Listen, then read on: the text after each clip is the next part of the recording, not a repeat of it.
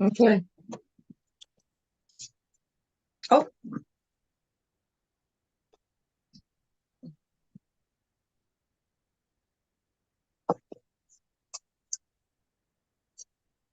Hello, everyone. My name is Katy of Greenland Quilter.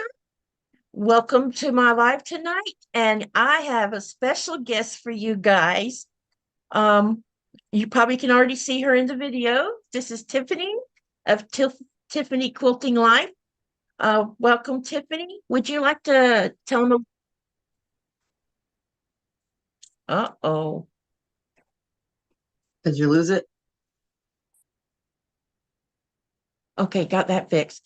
So, welcome, Tiffany, to the live tonight. And Tiffany, would you like to tell them a little bit about yourself and your channel?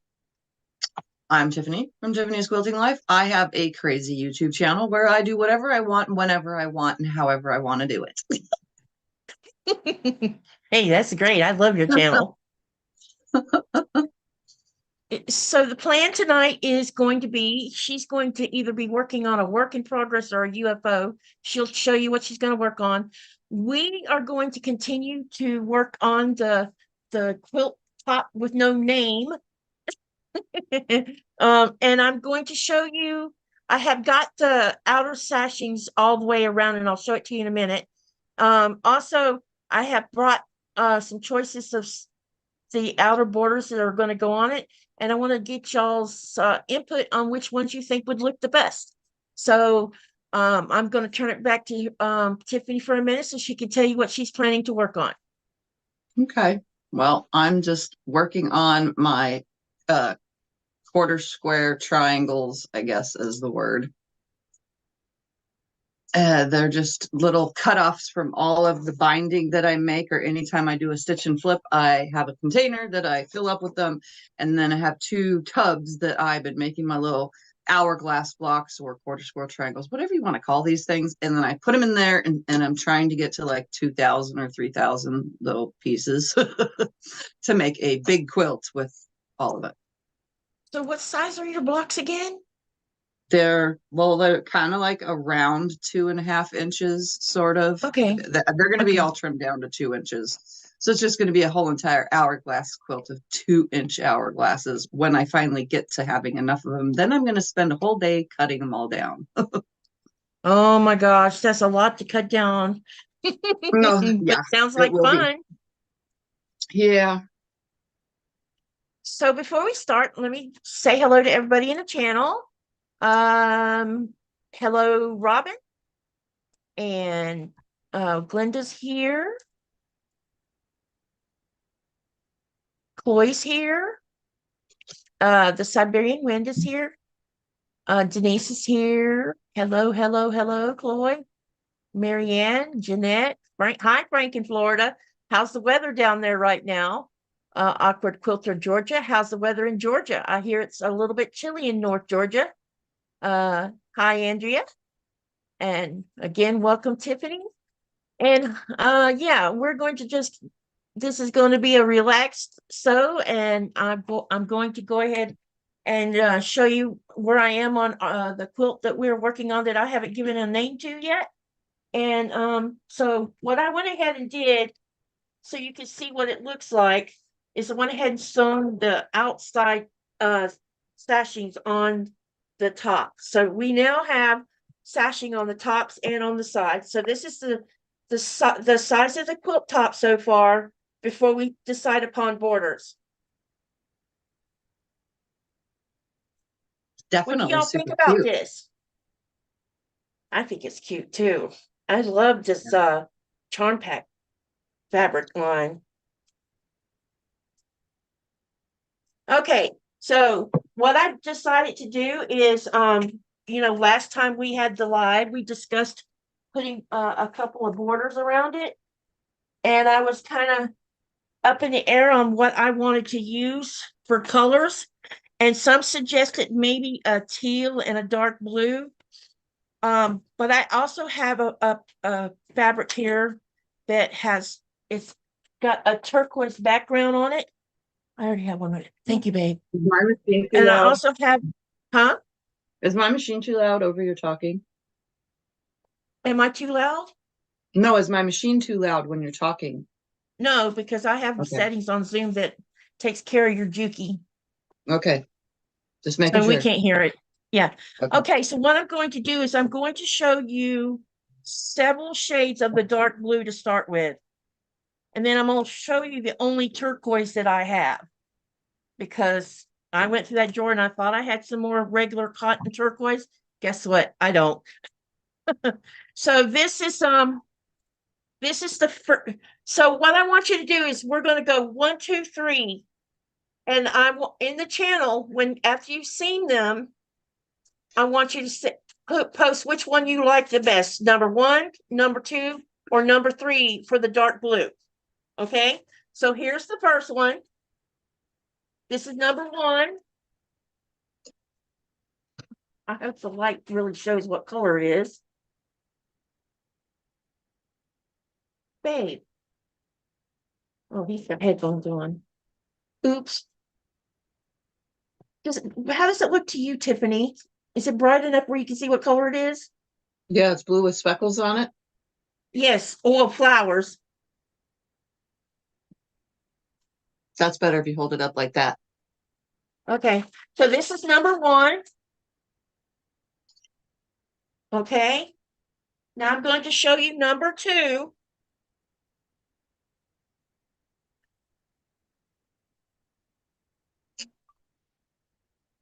That's cute. Yep. This one's by Dan Morris. It's QT Fabrics 2021. Okay, so that's number 2. Then there's this one. This is number 3. Hang on a minute. And I'm pretty sure this might be Moda fabric, possibly. So here's number 3. And this is dark blue, not black. I'm eliminating number 3 right away. Okay, so Tiffany says, nope, not number 3. All right. Right. Put in the channel 1, 2, or 3. Let's see what y'all think. Those are the choices for the dark color. I say number 2.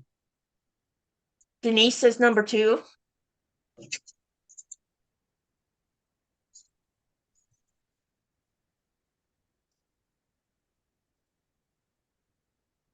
Andrea says 2. Marilee says 2. Hi, Nancy. Hi, Marilee. Hi, Kathleen. Kathleen says -3! Exclamation mark left out loud. Jeanette says 2. Mary says 2. Frank says 2. Okay, Look at looks that. like it's, Everybody agrees with me. Number 2. yeah, there's only one person that said number 1 so far. Okay, now I'm going to show you the second colors for potential borders. Okay, the first one, and what I'll need you to do is there's only 2 for the other border. So you'll either say number 1 or number 2 when you pick. This is a teal. You're going to put blue next to blue?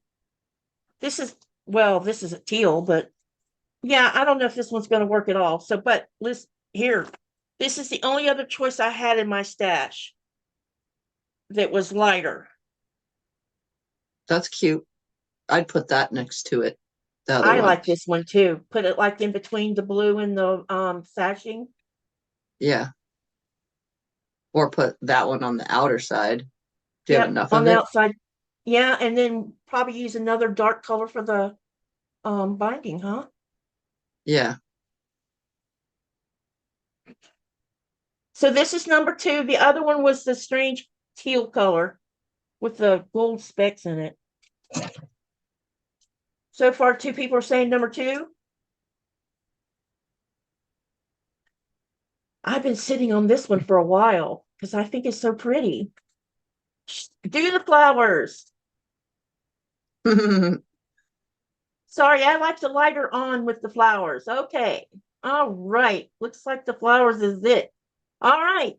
So now I have to decide on how wide of a border I'm going to use. Now the sashing was 2 inches. And since I'm getting input here, do you think a 2 inch or a 3 inch would be better for each border? I would Or say do you think it should 3 inch. be bigger? I say 3 inch on the darker blue and then do like a 5 inch on the other one, the flower. But you don't have Okay, I enough of should. it, huh? No, there's a yard. Oh, okay. Yeah, do Yeah, there's five a inch. yard here.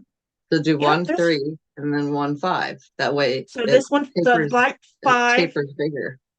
and then this one 3. Okay, I do agree with the two fabrics is better. Okay, all right. So what I'm going to do is I'm going to press them, and then um I'm going to have to cut off camera because I don't have another camera for where I got to cut it, because I'm going to have to go bother my husband's spot on the dining table to cut these strips.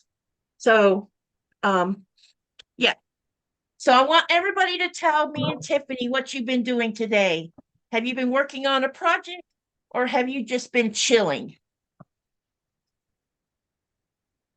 Want to know what I did today? Sleep maybe? No, I made an ironing board cover for my ironing board that's in my fabric room because I keep an iron and an ironing board in there. And then I've been cutting down my scraps because one of my goals is to not have a big pile of scraps after I make every single quilt. I need to cut them down right away. So I've taken this Yeah, pile that I make a big mess and I throw it all in the closet on the floor and I decided to clean it up. that's a great idea. And then I took a nap. Okay, because I figured you would have took a nap at some point. Yes. Because I take a nap I every didn't know day. you would be awake at 7 o'clock this morning. It was either 7 or 7:30 when we spoke. I This don't even know what time it turquoise. was. It was Yeah, early. I get up yeah. Because early and then I take a nap. maybe that's what I should do, and maybe I'll sleep at night. But I'm just ever since that storm caused all that damage to my sewing room, I'm not sleeping very well. And we had a bad storm here yesterday. It finally subsided by the time it got daylight this morning. Hmm. But all the snow that we had gotten quite a collection of snow for 3 or 4 days. It snowed, I don't know, maybe 3 or 4, maybe. And so there was quite a bit of a collection of snow again.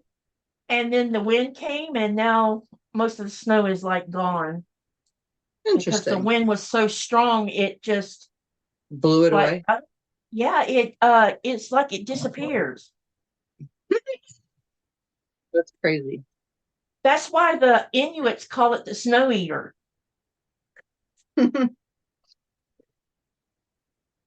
it literally will either move it from one spot to another or completely make it disappear. So right now the lake did have this bit of snow on it, and we were talking about going out to the rock before he went back to work, because the only way to get to this rock is when there's ice on the lake. And the rock has carvings on it that date all the way back to 1775. Yeah. And I thought I'd go out there, since we have cell service out there. We could go live from the rock so everybody could see it.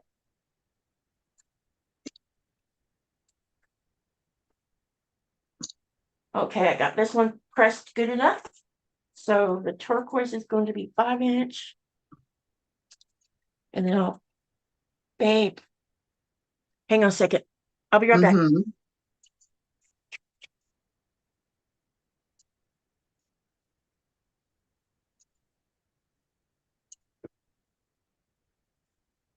I think I should cut an extra, probably instead of cutting, uh, well, I should be able to get away with just cutting 4, maybe.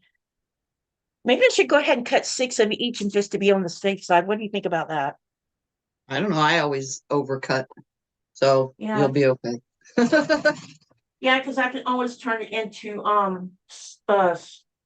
smaller block sizes for using in the future. Yep.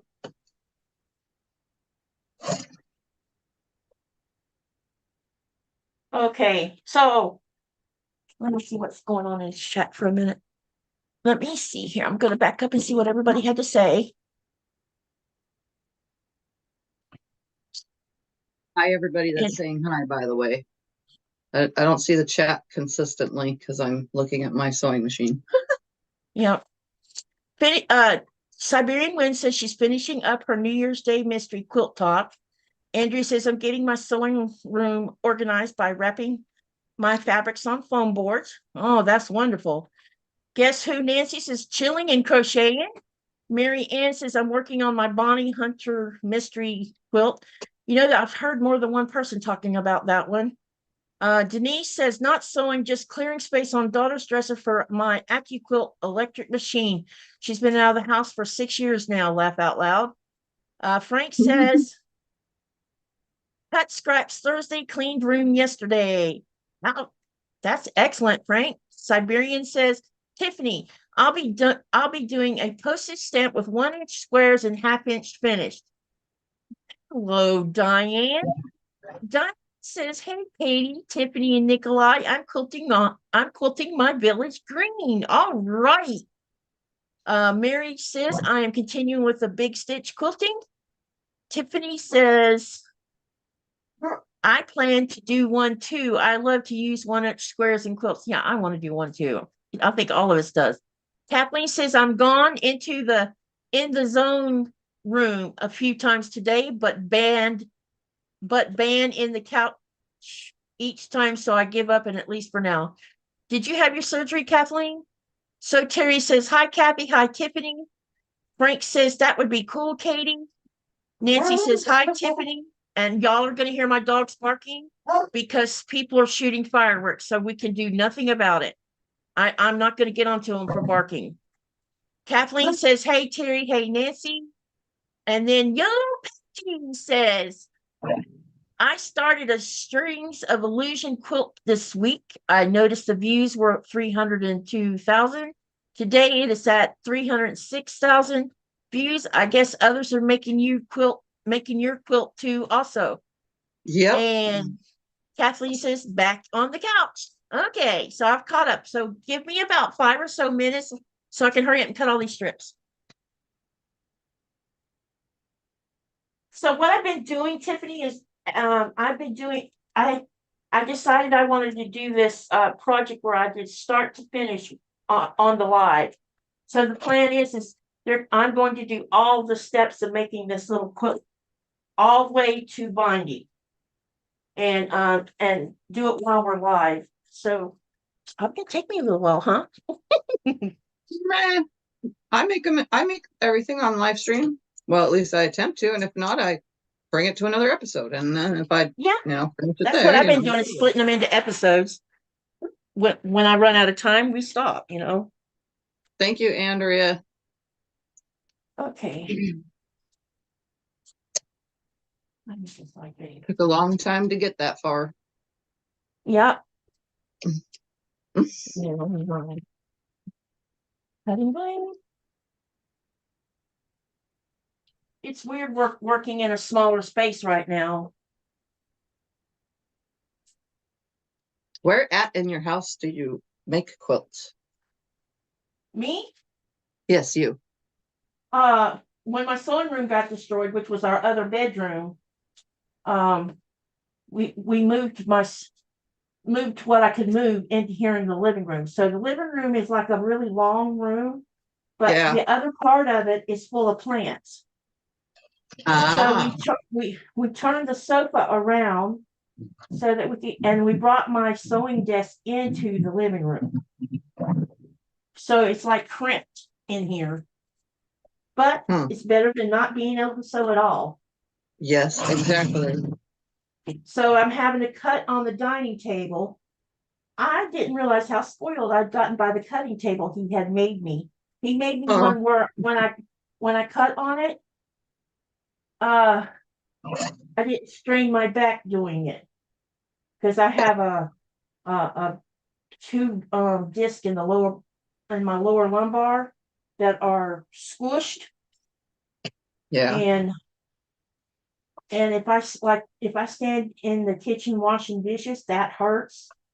And I think it's because the counter height's not the right height to probably. compensate for the back pain. And so when he made my cutting table, he made it so I didn't have to strain my back at all. When I had my big table in my room, when I first moved into the house from the garage, because in the garage I used the same table, but it was a bar height table.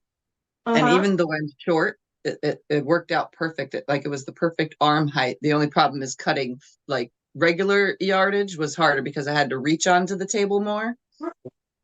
But I Yeah. actually liked it for cutting small pieces because it was like the perfect height. I never got like back fatigue or anything from standing and Yep. cutting. Yep. Same here. There was no, I mean, if I had to like stretch all the way to the other end of the width of the table, then a little bit of strain, but I got to where I fold my yardage in half and make sure it's laying like it should and not that Yeah. get that bend in it.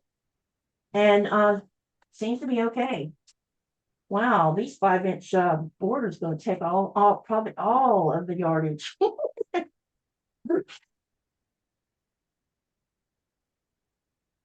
Because I'm going to cut extra just in case I need it.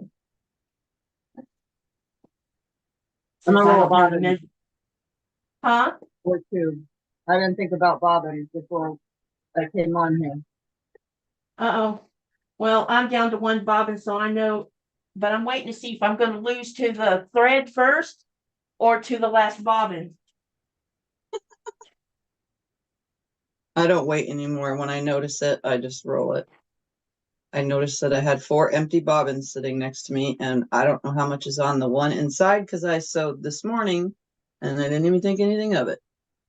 Yeah, I have one full bobbin left, and then there's a half of one inside the machine right now. But I'm wondering if I'm not going to run out of the thread first.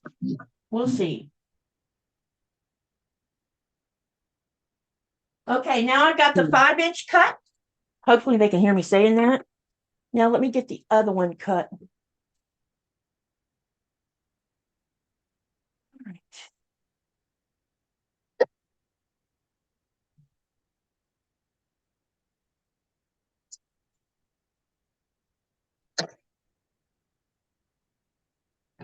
Are they talking amongst themselves in there? Yes, they are. Okay. Yep.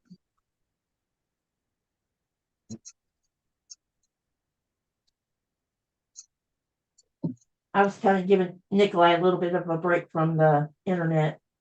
I mean, from the channel. He's in there. He's just not paying attention to it. He didn't get to Denmark. The weather Thank wouldn't you let guys him all leave. for the congratulations. 50K was quite a big number for me to hit. I know, right? I Seems bet you like were just so happy. yesterday I was at, it seems like just yesterday I was getting like anxious or I had passed 500 and I was almost to 1,000 and I was like, come on guys, let's get me to 1,000. But that was years ago now. Took How many years to get years to have you 50. how many years have you been a channel? 5, I think. So I you've started managed out to in my get, garage and I've been in the house for like 4 years, 5 years. I think I've been in the house for like 5 years now, honestly. so you've managed to do about 10,000 a year then, sounds like. Something like that. But my first year I did not. The second year I didn't even hit 10,000 until like my 4th year. And then it kind of just blew up. Well, you definitely have a following. When you're live, because I know you don't see how many people are watching you. I have seen it go all the way up to 850 watching at once. Yeah, Scott usually tells me after the stream, did you know you got 10? I said, oh, really? Now, all 800 are not participating in the channel, but they're there watching. You know they're there. Yes, Nancy, I am ready for my trip to the East Coast. As ready as I'll get, actually. Nikolai asked me today if I was excited. I haven't had time to think about it yet. I'm excited, but the only thing I'm not excited about is flying in a plane. Well, I'm not excited about getting on the airplane either. It's not the flying that bothers me. It's the dang people on the airplane. People kind of lose being respectful when they're on a plane, I've noticed. Wow, you've probably flown more than me because, well, I haven't. So Yeah, I mean they don't say excuse me when they bump into you or anything else. They just plow right through you. Like you're just not there, you know? And yeah. I don't like being touched like that.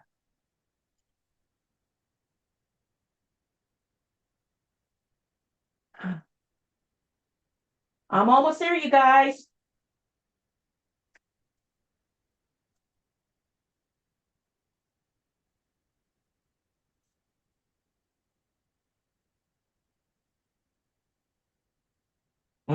Can you check the chicken? Yes, Kathleen, it did change a little bit when I got better internet, but it also changed more when I got better cameras and started filming, although my editing skills back then were not very great. Now I can edit like a pro, almost. Yeah, I'm still trying to learn to be better at editing. That's going to probably take me a little while longer. Well, it's taken me quite a few years to learn, so. I seem to be technology challenged. Yeah, me too. But I'm getting better about getting myself online with Zoom. To start with, man, it was always I was sending messages to Sean. Sean, I can't do what it's supposed to be. Come to find out what I was doing, there was one little step that you have to go back to Zoom to do after you bring up the live screen. There's something you have to go back to Zoom and do. And that little step was what I was forgetting to do. And then I figured out the couple of times where I was having somebody on with me and then I couldn't get them on. I finally figured out what I have been doing. Never ever set your Zooms up when you're tired. Not your Zooms, but the live part on YouTube. Don't do that when you're tired because you might make big mistakes. Okay.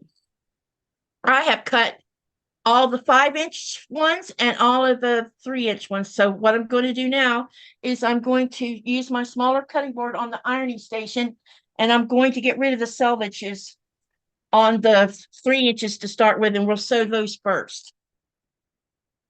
I don't have an exact measurement of the quilt top either. Haven't done that. Probably should have done that by now, huh, Tiffany?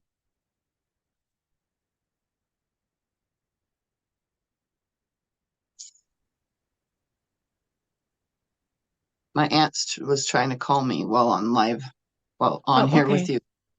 Okay, I wonder what happened to you. Okay, let me catch up on stuff. I have to message her.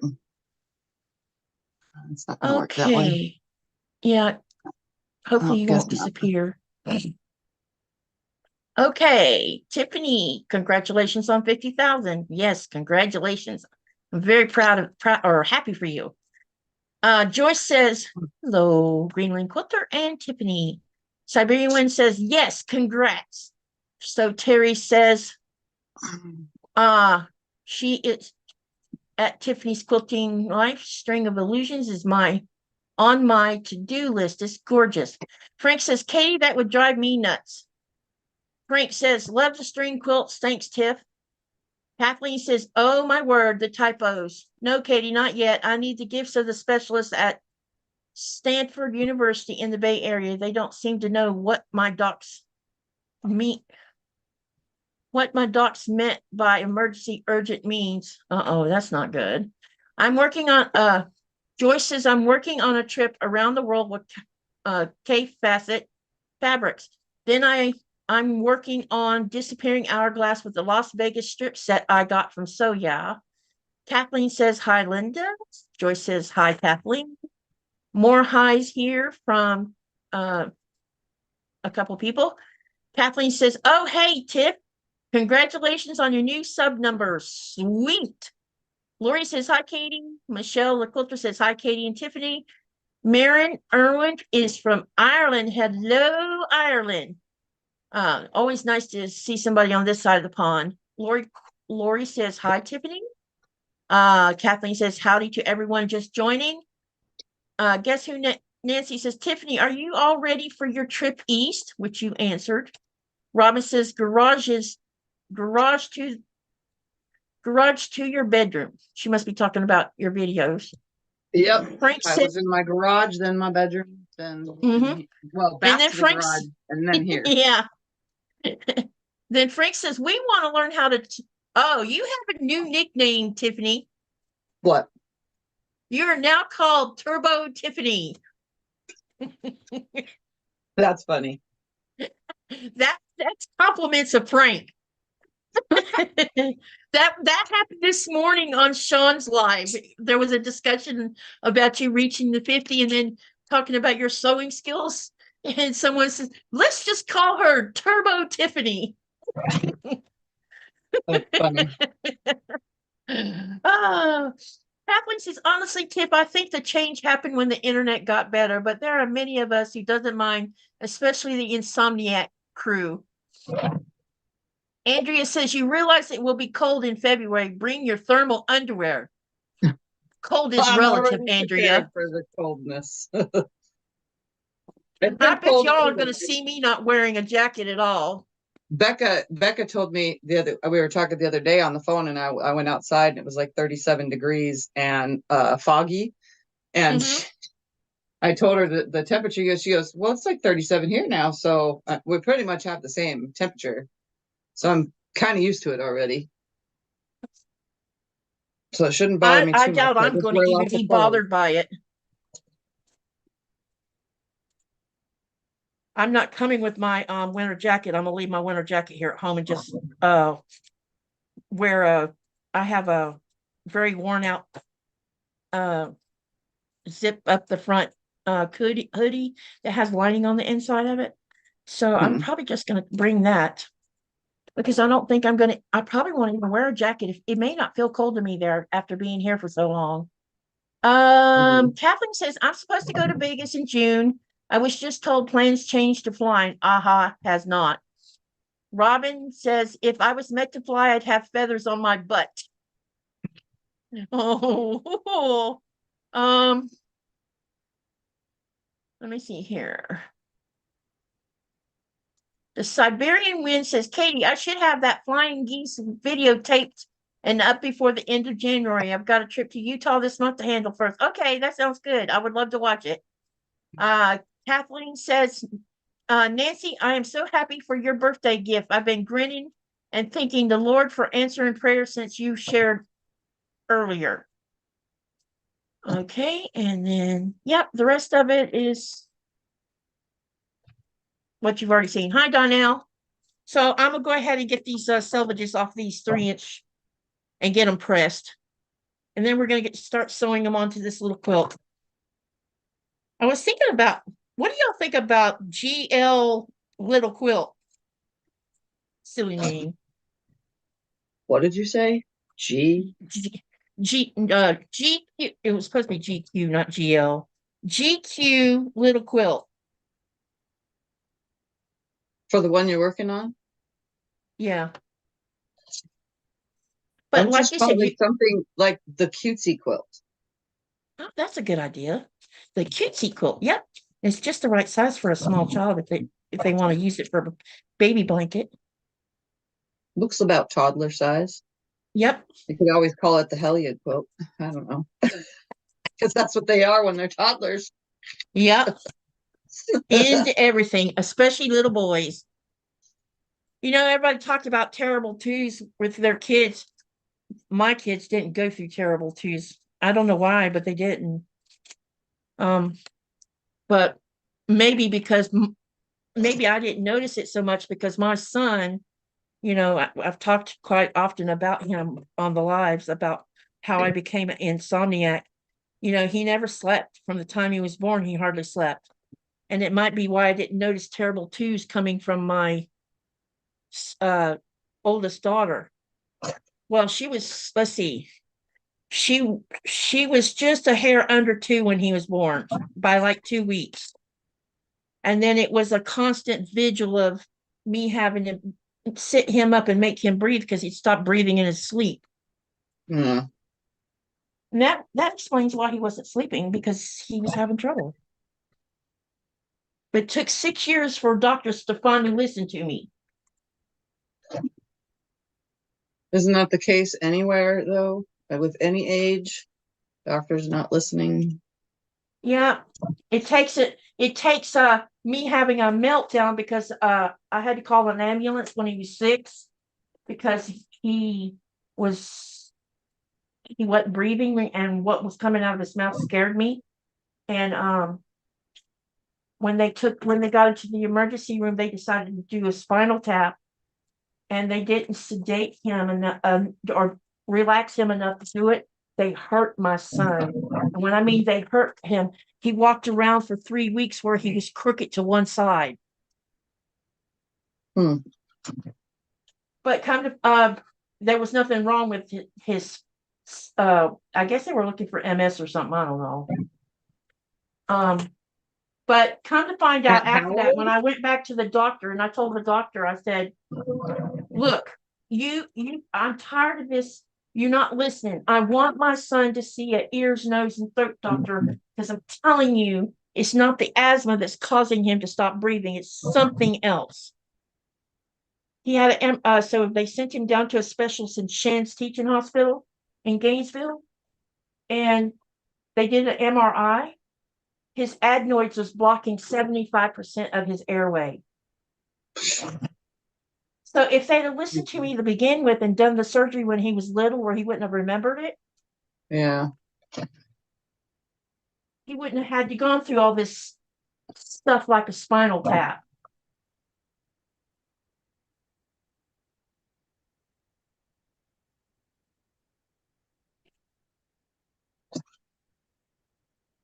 I'm pressing these strips before I sew them onto the quilt top, everyone. See, in the other room, you could actually see me pressing, but in here, because the space is so small, I haven't figured out how to set up another camera. Because I do have an extra phone that I could do it with. But I don't know if I told you this, Tiffany, but I have some friends that live in Syracuse that I've known since the beginning of when internet became internet. And I had asked her to ask Michael about specific kinds of cameras, because I'm going to buy a new Canon camera for one thing. And I wanted one. I want to buy one that I can do night shots outside for Northern Lights. And she came back a couple weeks later and she says, you know what? Me and Michael have been talking. They're going to give me, they have a Canon TLT7, I think it was called.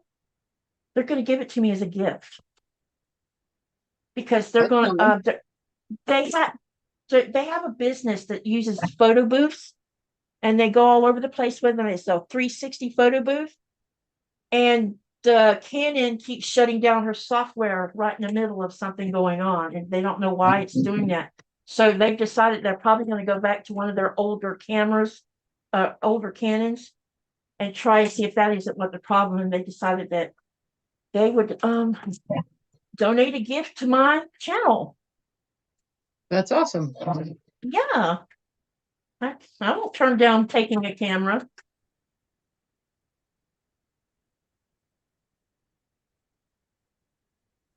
Not at all. All right, I have them all pressed. Now let's see if I'm going to have to how I'm going to do the first border. The 3-inch goes on first. So okay. I really should think about measuring this, shouldn't I? Why? I never measure nothing. and my quilts come out flat. Oh, I wasn't worried about it not coming out flat. I was wondering if I was going to need it if on the sides, I'll probably have to use 2 strips. I was wondering how I was going to divide it up, but I could sew them together and then center that seam right at the center of the quilt side. That would work. And then just trim off both sides. You could Because do that it would work. however you want. Yep. All right. Let's see. Whatever's easier for your space. If you have to measure out a whole quilt, then lay it on the ground and measure it. But sometimes we don't have the space to do that. Yeah, well, right now I don't, because we took all the floor space in here for this. All right. Let me see what's being said in the channel. Katie, my little couldn't swallow for 6 years. The doctor let her suffer till I gave her a piece of my mind. The specialist took one look. She was in surgery the next day, and her tonsils were born inside out. Wow, that's scary. Sounds Thomas scary. didn't lose his they didn't take his tonsils. They left them alone.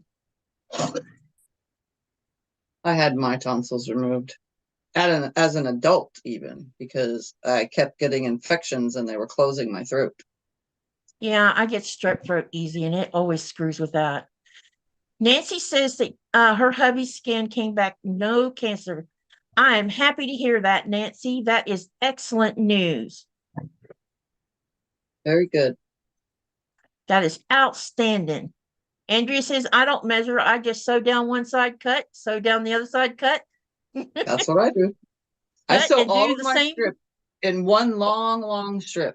I do one side and then I flip to the other side, completely opposite side, and I use the opposite end of that really long strip so that I have equal amounts on both sides. And then what's left over, I take the one side and put it on the top, and then the other side and put it on the bottom. Again, I flop that really long strip so that way there's an equal amount on both sides. The only thing I do check is that there's no seams landing within 2 inches of the edge. I hate when that happens. So I have to adjust if the seam lands near an edge of something because I don't want it near the edge. That makes sense. I watched your video that you did yesterday, and I love how you're doing those mitered borders. So easy. A lot of people have over the years have asked me, how do you do mitered borders? And I've done it a few times. I've done pieced mitered borders. I'd done triple mitered borders where it's 3 in a row. I've done all sorts of stuff, but I never showed like the most easiest way is just sit at your machine and do it right there. If you have the space and an extension table, it's so easy to do. Yeah, it looks truly amazing how you're doing it. I'm like, gosh, you make it look so easy. Now, if I try to do it because I'm angle challenged, I probably will mess No, it it up. is easy though. You don't even need pins. That's how easy it is. As long as you're right there at your machine. And the quilt has to be able to lay on something too. You can't just like have it hang off on the floor because then you won't be able to hold that angle right and it's just going to shift. Mm-hmm. So you actually have to have a table next to you to put it on, but it's still easy. We have a couple of portable tables that I bought, I think last summer. And I think when I get ready to start uh, quilting bigger quilts in here, since I'm gonna be in here for a while, I'm gonna put one of those portable tables like butted up next to my sewing machine desk, and then use that as a way to keep from having to worry about that weight you're talking about. And then try to clear everything in front of the machine and leave a little space, you know? Yeah. See, I knew I needed to wind bobbins. I'm changing a bobbin now. Well, I'm still good so far on the bobbin. It's the thread I'm sweating. Yeah, my thread spool. I have 2 spools up here, one for rolling bobbins and one for not. I So, started using my method that I do out at the long arm. I just keep 2 spools of the same color next to me. did you buy special spool holder for your big spools? No, they all sit in a drawer. I have They a sit drawer for what? the dark colors, a drawer for the light colors, a No, drawer no. for doubles. I mean on your machine. What do you mean? So I got this spool of Dove from Uh-huh. Fat Quarter Shop on sale, and it has that big hole in the center. And in my kit, there's these little plastic things, and apparently you're supposed to put them up in there, but I Best thing. can't get it. Yeah, they're plastic and I can't get it to line Yeah, up properly.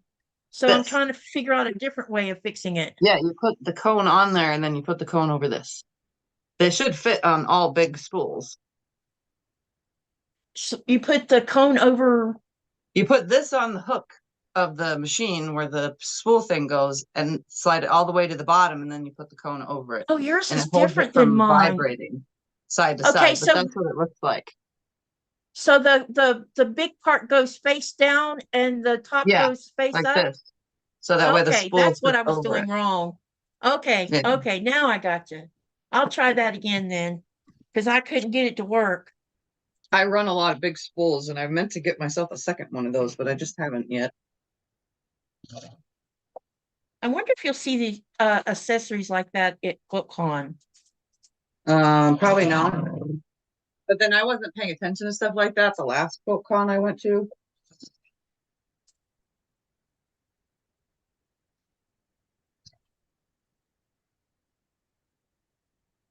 Oh wow, that's Kathleen says that her daughter wanted to keep her tonsils as souvenirs.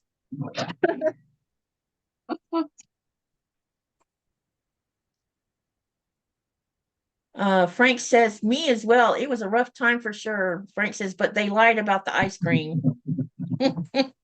Yeah, ice cream might feel good on the back of the throat, but it doesn't make the pain go away. No, I was well, I've always been small, you know that.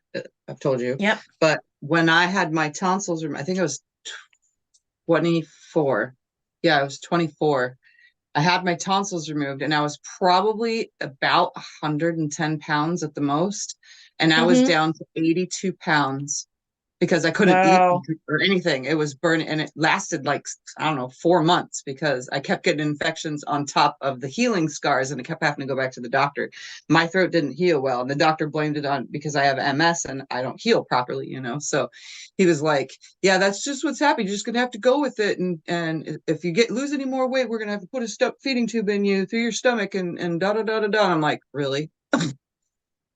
Yeah. I I can't was even like skin and imagine. bone. You do look much healthier these days, I've noticed. Yeah, I gained weight. After my hip Yeah. surgery, I gained a bunch of weight because I sat around too much, I think. Yeah, but you look great, in my opinion. Yeah. Plus I exercise too and lift weights. So it's Yeah, I knew you were working out, I don't think but I'm you're really building muscle. I think I'm just making it more aggravated, but I'm at least keeping what's there good for now. yeah. Well, that's the goal is to be able to stay mobile.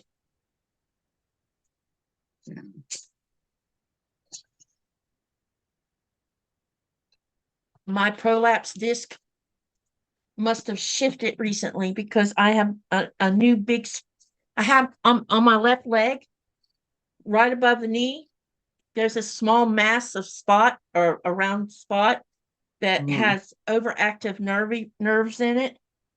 And then on the outside of that is a big, huge spot that was around like 6 inches by 10 inches long that I have no feeling in. And now it has Interesting. doubled in size. So I'm getting a little concerned about that.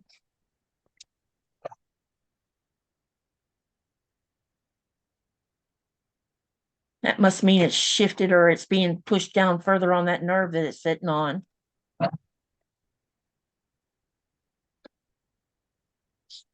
All You because have somebody doctors and hit. stuff there, right? Yeah, my back problem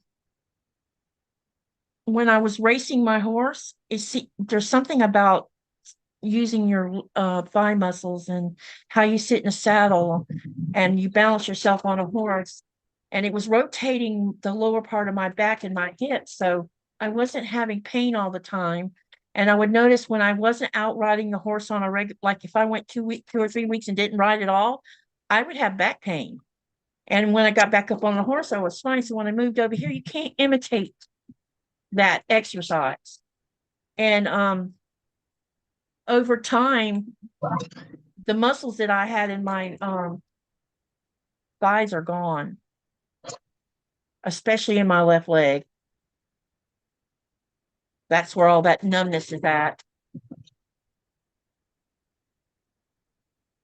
but it was caused, the whole thing got caused because I was we had an F-150 truck, and I was on my way to Shands for my daughter to see a allergy specialist, and there was signs coming up to an overpass, and it says 1 lane traffic only, accident ahead, slow to 30 miles an hour.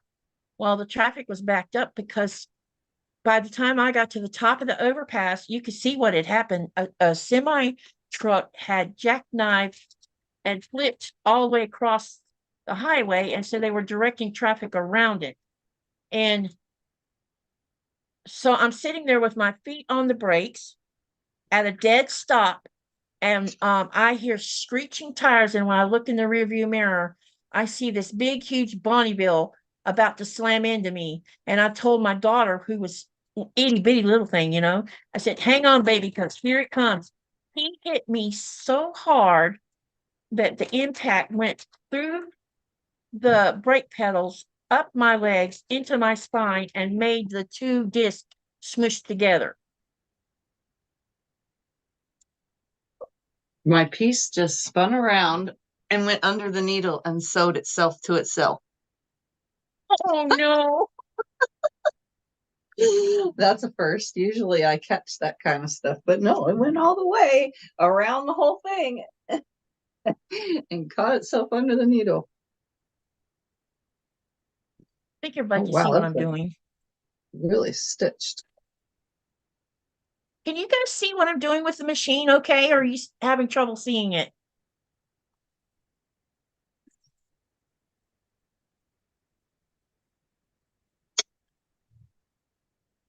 One of these days I'm going to get weaned off pins, but I'm still not there.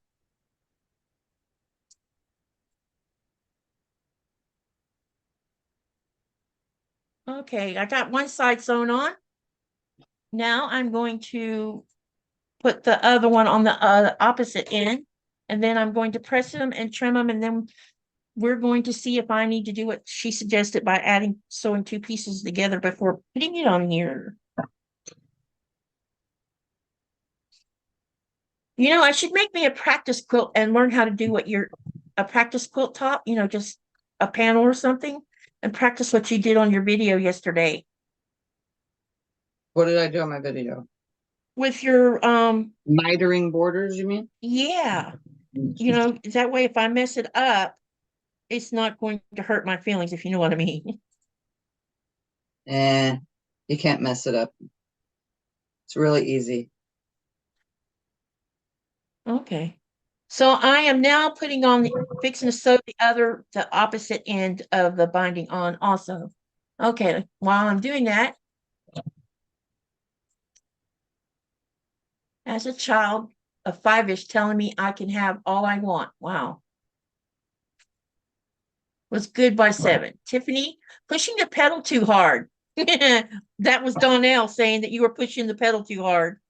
Oh, I don't think so. I just wasn't paying attention to the stitching when it came back around and caught it.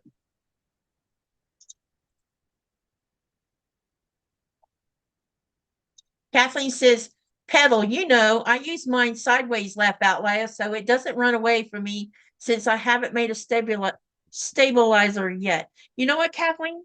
In my sewing room, we have this area carpet, but it's not like soft carpet. It's like it probably would qualify as being able to be used outside too, but it's not outdoor carpet either. I'm not sure what it's made of.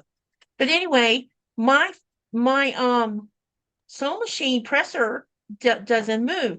So here in the living room, we have a Middle Eastern rug, this area rug laying, and it's really soft when you put your feet on it. It's just like so yummy soft. But guess what slides around on the carpet? The foot pedal? The pedal. My foot pedal slides around everywhere. I even tried the trick of putting it on the ironing thing, this thing, the rubber iron mat. I learned, this is a hack. So you could put the pedal on that and it would stop it from slipping. No, it slips just as much. And the thing that my chair rolls around, this plastic chair roll around thing that goes on the carpet, Uh-huh. It slides on that too. The foot pedal just doesn't stay. And the funny thing is the foot pedal has, well, I should put like rubber grips on it or something. Maybe that would be better. I You hope I know? don't mess up this carpet with this chair. I don't know if I don't know if I don't know if there's anywhere I can actually buy one of those plastic mats you're talking about. We used to have an office supply here, but they closed. Hmm. Well, There's doesn't a lot of Amazon and businesses. all those other places, do those ship where you are? Amazon only ships videos and books to us currently. Interesting. And for whatever weird reason, Denmark doesn't have its own Amazon. You know how each country has a different, you can get onto their country Amazon. Yeah, Denmark doesn't have one, which is so weird. Denmark doesn't that's have a lot of things crazy. for some reason. So I you was looking guys up, get what you get if it's not there. yep, that's right. So Um, I'm assuming you don't even have Walmart or things like that there, Target no, or any of you those know kind of what? places. No, do you have any IGA stores where you're at? No, I don't know what that is. Okay, well, it's a smaller store that usually has a butchery in the back, a butcher market or butcher meat Mhm. where they butcher the meat itself or Yeah. cut meat. Anyway, they sell fresh meat that's cut right there. And then the rest of it's just a small mini store. That's about what our stores look like, only a tiny bit bigger than that. Hmm. So getting clothes is absolutely a no-go for me. I have to either order them or do what I usually do. I come to the United States with hardly any clothes and come back home from the United States with lots of clothes. That works too. Yep. And that's why I'm coming with 2 suitcases because I'm going to come back with several things. Going to go ahead and buy some more clothes. I need more shirts. I'm hurting for shirts. That you can only, it's weird. You can only wash the same shirt so many times and then they start getting. Have you Yeah. ever washed something and washed something and washed something and you start to notice that it makes you feel uncomfortable when it touches your skin? Yep.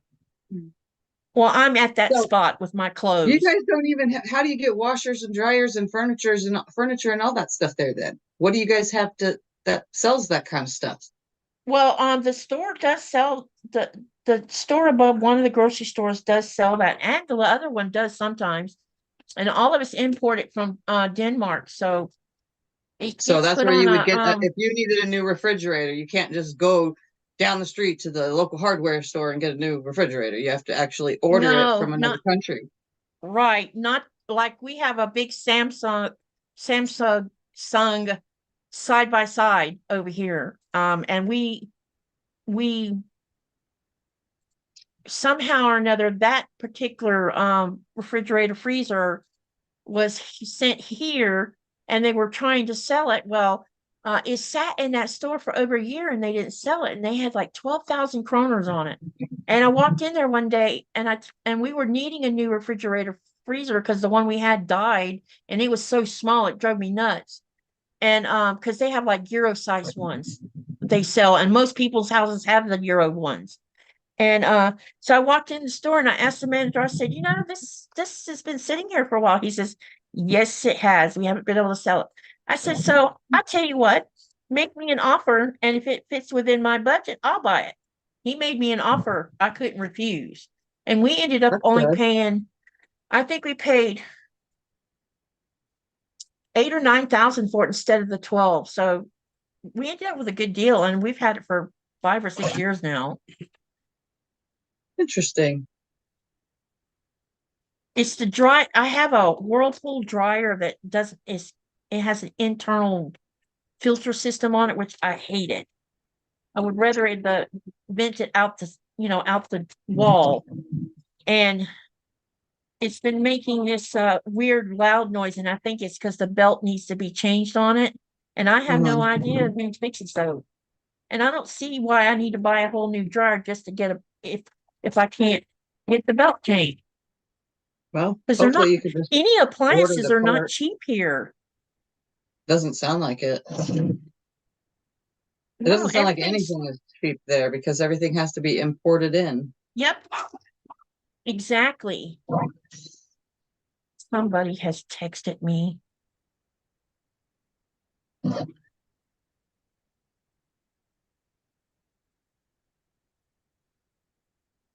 Okay, they're still talking. Let's see what they're talking about.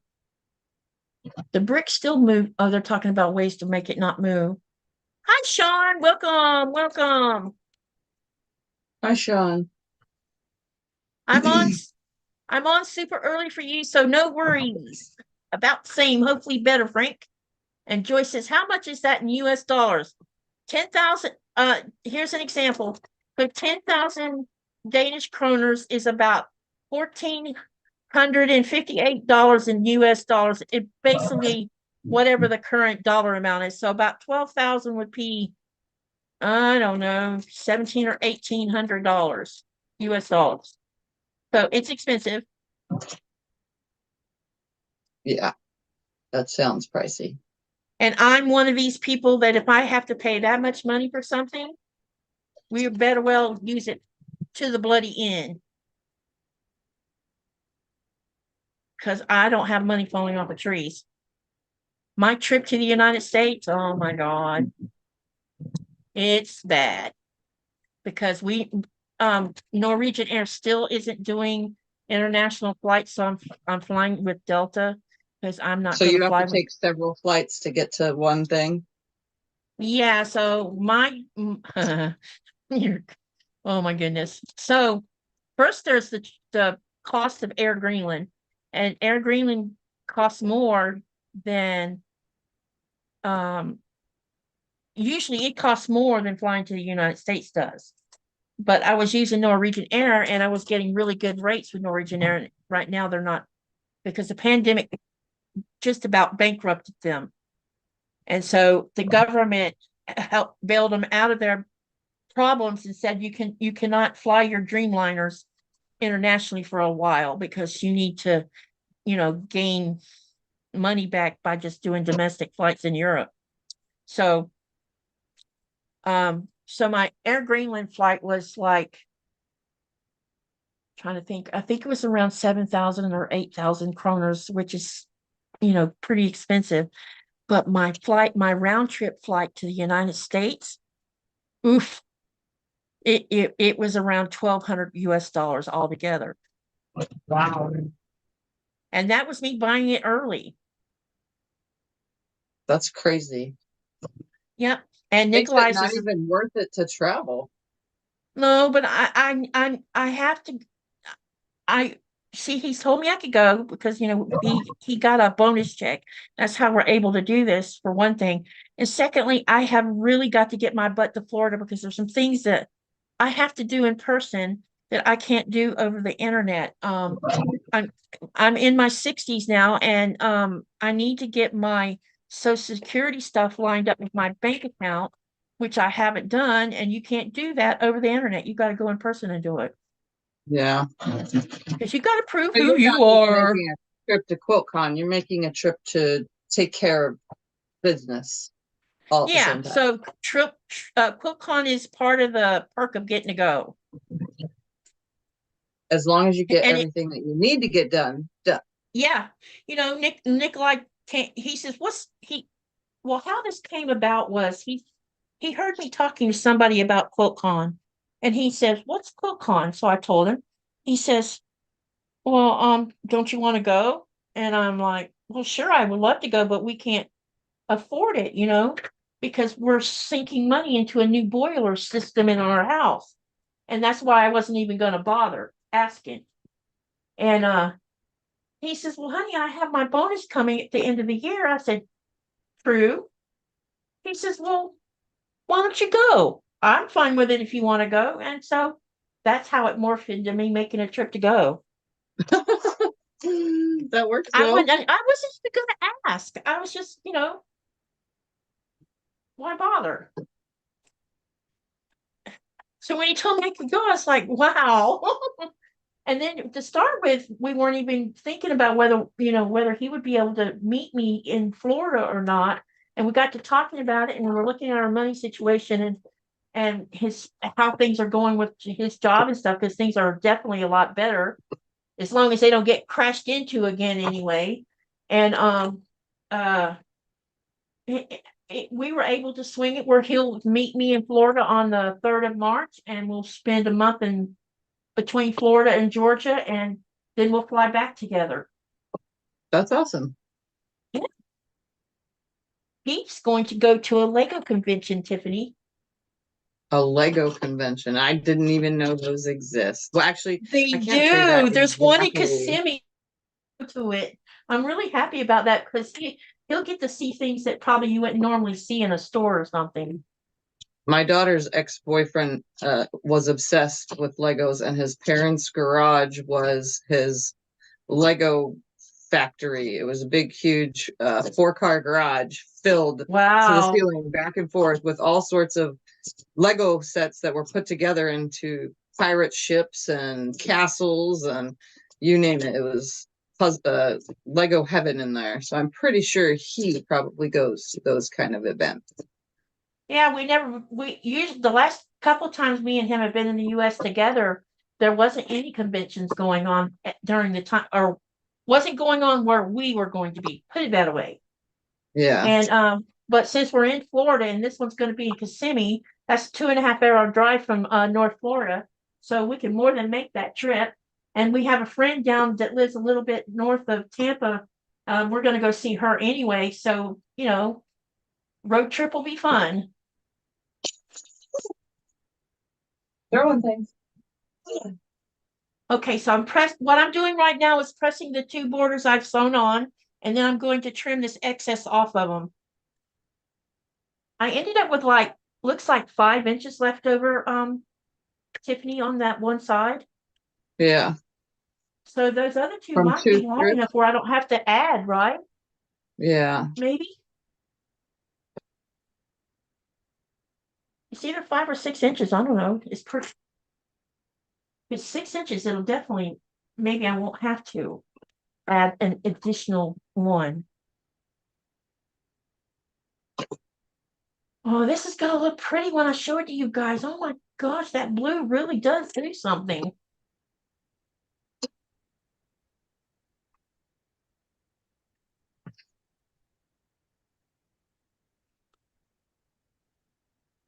I can see why you chose that color, because there's some blue. Some of these charm packs in this charm pack, there was a blue with some X's on it, and it's almost, the color is almost identical.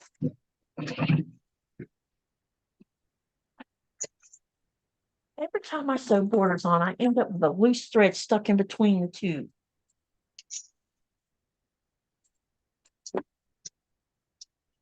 Hello, everybody that's coming in to the chat.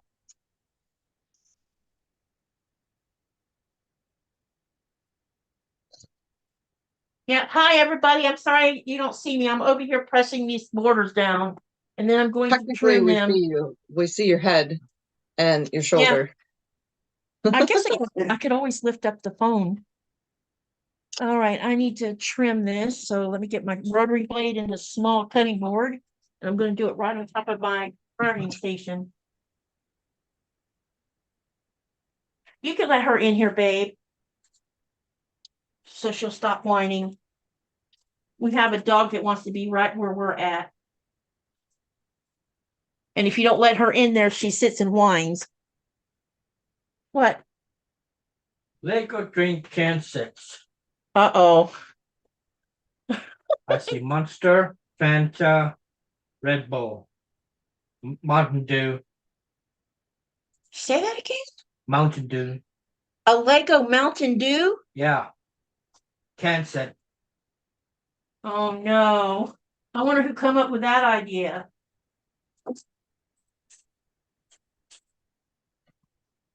He's in this Lego group, and some of these people that are in the group, This is how much I have left over out of that strip I cut, Tiff. Look at that. Yeah.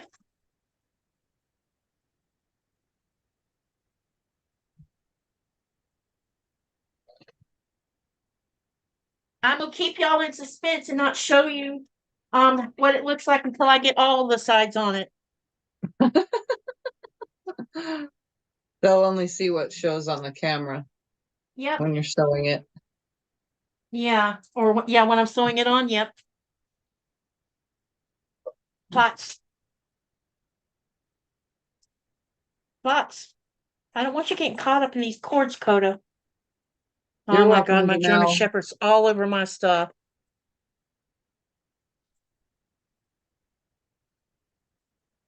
What did you say, Tiffany? I said you're welcome to Danelle in the chat. Oh, okay. All right. Got the two trimmed and pressed. Now let's see what the verdict is on whether I'm going to have to sew two pieces together or not. All right. Let's see what happens.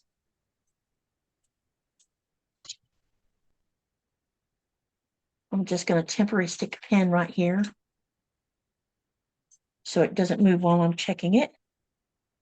Hello to everyone who just walked in. Hi, Donnell. Hi, Donna at Dragonflies. Hey, Debbie Dunn. And whoever else I missed, hi. And as you can see, I have a special guest, Tiffany, here. Yep, I was a secret surprise guest today. Yes, indeedy. I'm very happy. Guess what? Not gonna get off so easy. Aww. Put two together because you So added. it's time to sew two of them together. So I need to do take four of them and make two sets. That means that I'll have to definitely do that on the bigger one too. Okay, so I got 1, 2 here. 3, 4. Okay, that leaves 2 extra pieces. And I'll just cut those down into 3x3 pieces.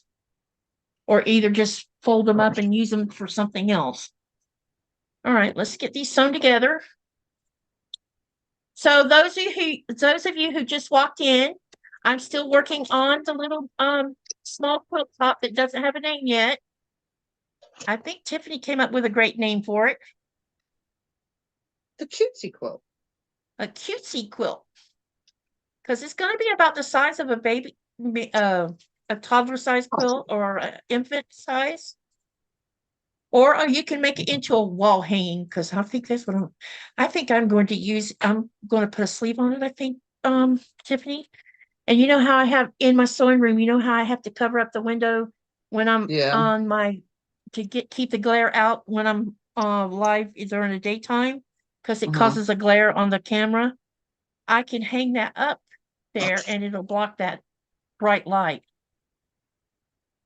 You don't just hang quilts directly as a curtain, do you? You have like some kind of blinds or something? I have what do you call those, lace shears? Yeah, I guess. I don't know. Well, they're made it's shears with lace, made out of lace.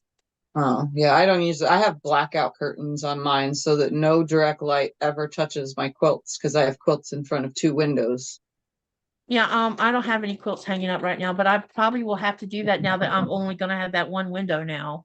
Because we made the decision, instead of them put a new window back into the broken one, we're going to have them close it, turn it into a solid wall. Because I can't trust that the neighbor won't let that happen again. What did they do? How did your window get broke? Oh, you didn't know how this happened? No.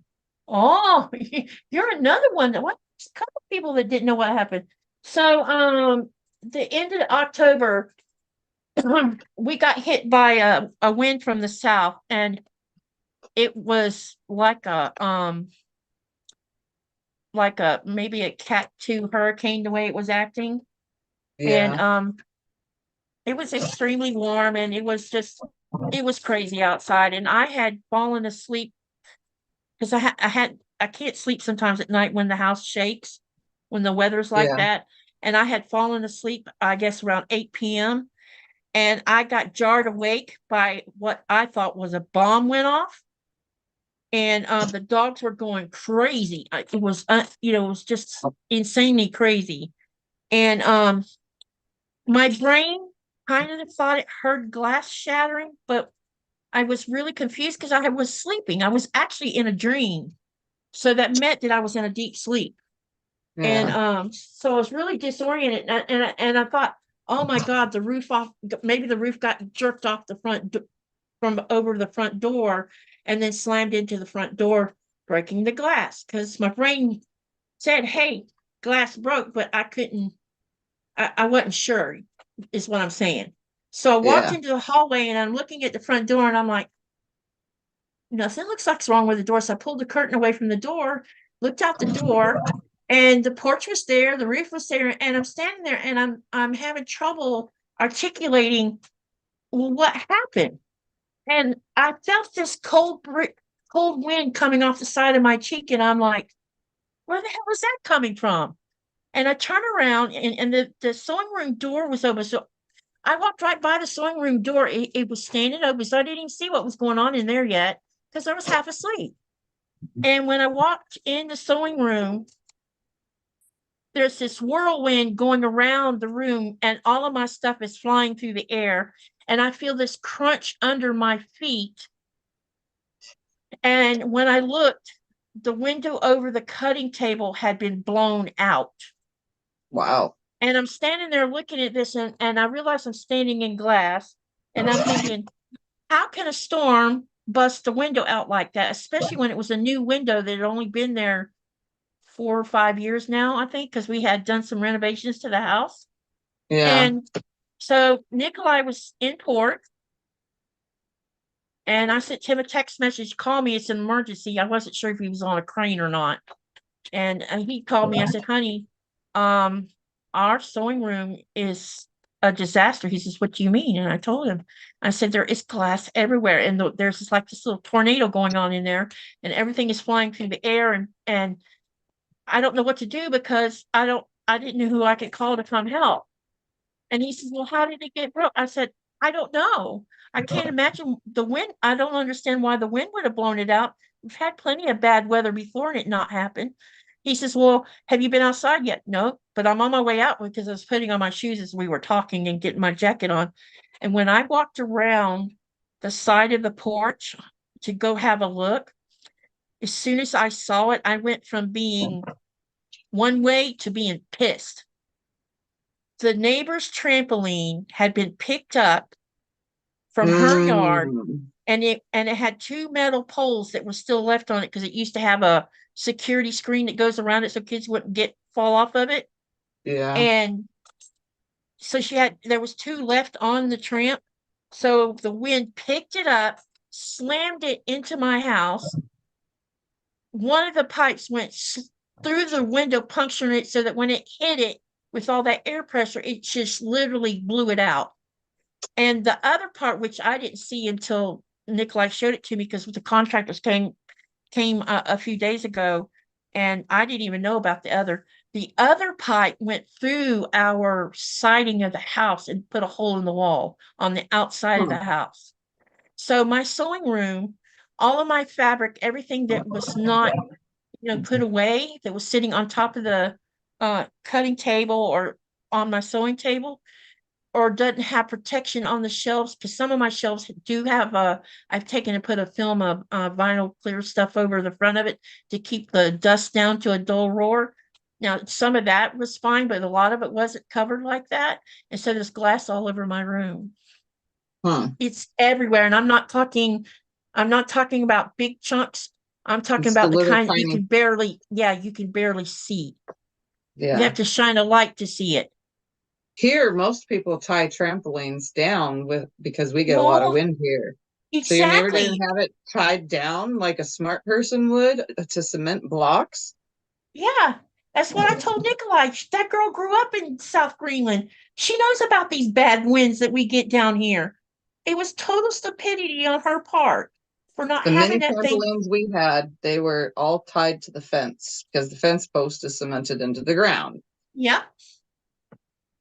So it Because was we've had pure it lift up negligence. before during a wind. It lifted, but it was tied, so it didn't go anywhere. But still, they've lifted up. I've watched them, and people always find trampolines like 10 houses away Yep. during our And storms.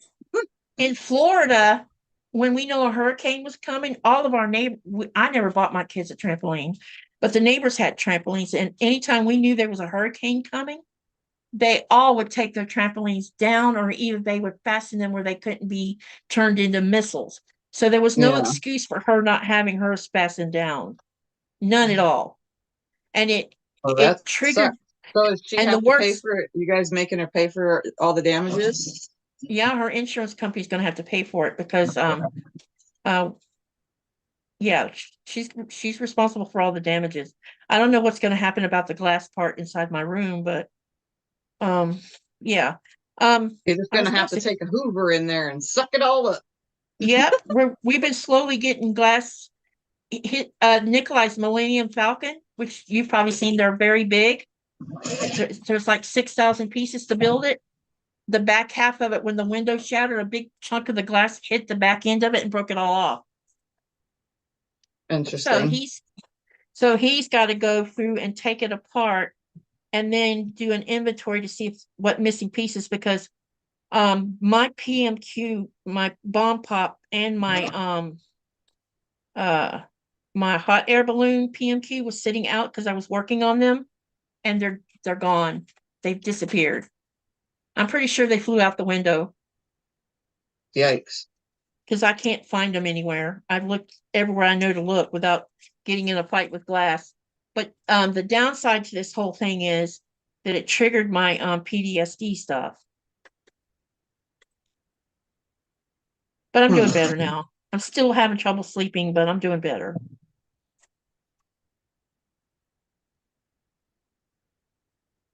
So I thought everybody had already heard all about what had happened. No. Remember, I watch, but not all the time. Well, And when I do, I'm a lurker. Yeah, that means you didn't read what I posted on my Facebook too, because I had a big long rant about it. I don't even go on Facebook. You know that, right? Scott deals with all that stuff, not me. I figured you didn't because you never post anything that Every I've seen. now and then I go on and go into the group, obviously, and look at what people are doing and then comment, but I haven't done that in a while. I just get too caught up with the sewing and writing things and keeping track of what I want to do for our next video or something. So I never really get to sit and, enjoy what people are doing and sharing. It could, it could have been a lot worse because I had put one of those, those vinyl, it's plastic that you can't see through, but when you pull the backing off of it, as you're pulling the backing off, it'll stick to your window. Yeah. It's like some type of screening. I had some on the lower half of that window, and if that hadn't been on there, all of that glass would have been there. But so the vinyl held the bottom half, just not the top half, because I didn't have it on the top half. So it's like tinting, window tinting, but the clear stuff. Yeah, it was to keep people from being able to, because privacy. Trying to see in the room, because people have that on windows around here because of the sun. Yeah, our house sits at a weird angle, so the back half of our house, if we had to jump out of the window, we'd probably break our leg. But because of because it's elevated a little bit, and but when people walk by there, they can actually see in that side window that faces her house because of that elevation. And because that whole area right there has this, I guess it's the part of a mountain that they blew apart so they could build houses around the lake. Because basically, all of our houses are built on rock, pretty much. Same here. Arizona is all rock. Very rocky. You can't even dig an inch down into the ground because it's all rock. Yep, that's how it is here. Okay, let me see here. Could you use them for binding, or do you have color already decided for the binding? No, I don't have a decision about the binding yet, Denise. That's a good idea, maybe, if there's enough. Leftovers, I mean. Well, I don't know. I might have enough left over because I didn't cut all of that fabric. Just the turquoise one got all chopped up. Okay, I'm sewing I'm going to go ahead and sew this one side on, and I have not trimmed it up here at the head where you see it at. I found the middle of my mini quilt part of it, and I lined it up with the center seam of the two strips that I sewed together, so that on both sides they'll have that seam at the same spot. Are they required to have trampolines anchored? They're supposed to, because in when you're buying them, there's a thing on the box, fasten it. Because we live on rock, for goodness sake. I wouldn't be letting my kid jump on a trampoline if you couldn't fasten it down to keep it secured. So I don't know why it wasn't fastened. She's had it like 4 or 5 years, and I didn't give it. It hasn't been that long because her daughter must be 6 or 7. So maybe she's had it the last 3 years, maybe. And I've never really paid attention to whether she fastened it or not. I don't have kids, so I haven't had a reason to pay attention to that. But I assumed it was fastened down, and that's probably what, yeah, epic fail on my end for not noticing. But I shouldn't feel like I'm at fault for this because it's not my trampoline.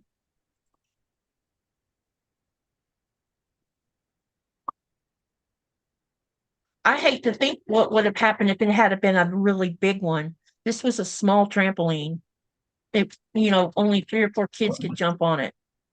Like the 8-foot one or whatever. Yeah, it's probably about the 8-foot one. Yeah, if it had been the big one, like what I bought. One for the daycare kids, but my bigger kids had the huge one, the 14-footer. Yeah, this was 8 foot sounds about right. So if it had been the really big one, oh my God, I can't even imagine. Every time I think about it, it just the house completely though. Yeah, probably. Big one, they get some air. People are, like I said, people around here have them, and they find them, 8 to 10 houses away. Yep. we get them up in the what are they called? The electric lines that run behind the houses and stuff. The trampolines go flying and get tangled up in those and blow the lines and everything. It's crazy what happens to trampolines around here. They get found in swimming pools and all sorts of places. And I bet you're like me, or you ask yourself, why are they over other people's houses instead of why didn't the owner secure them to begin with? Because I'm pretty sure there's something on those boxes that says, in the United States, it says secure your trampoline before you let your kids jump on it. Yeah, they should, because if you jump on them without them being secure, they move. Yep, because of the exactly. bounce. It starts walking down the street. I bought one for my 2 granddaughters in California. I think that one's a 10-foot one. I think I bought them, and Derek fastened it to the ground where it can't move.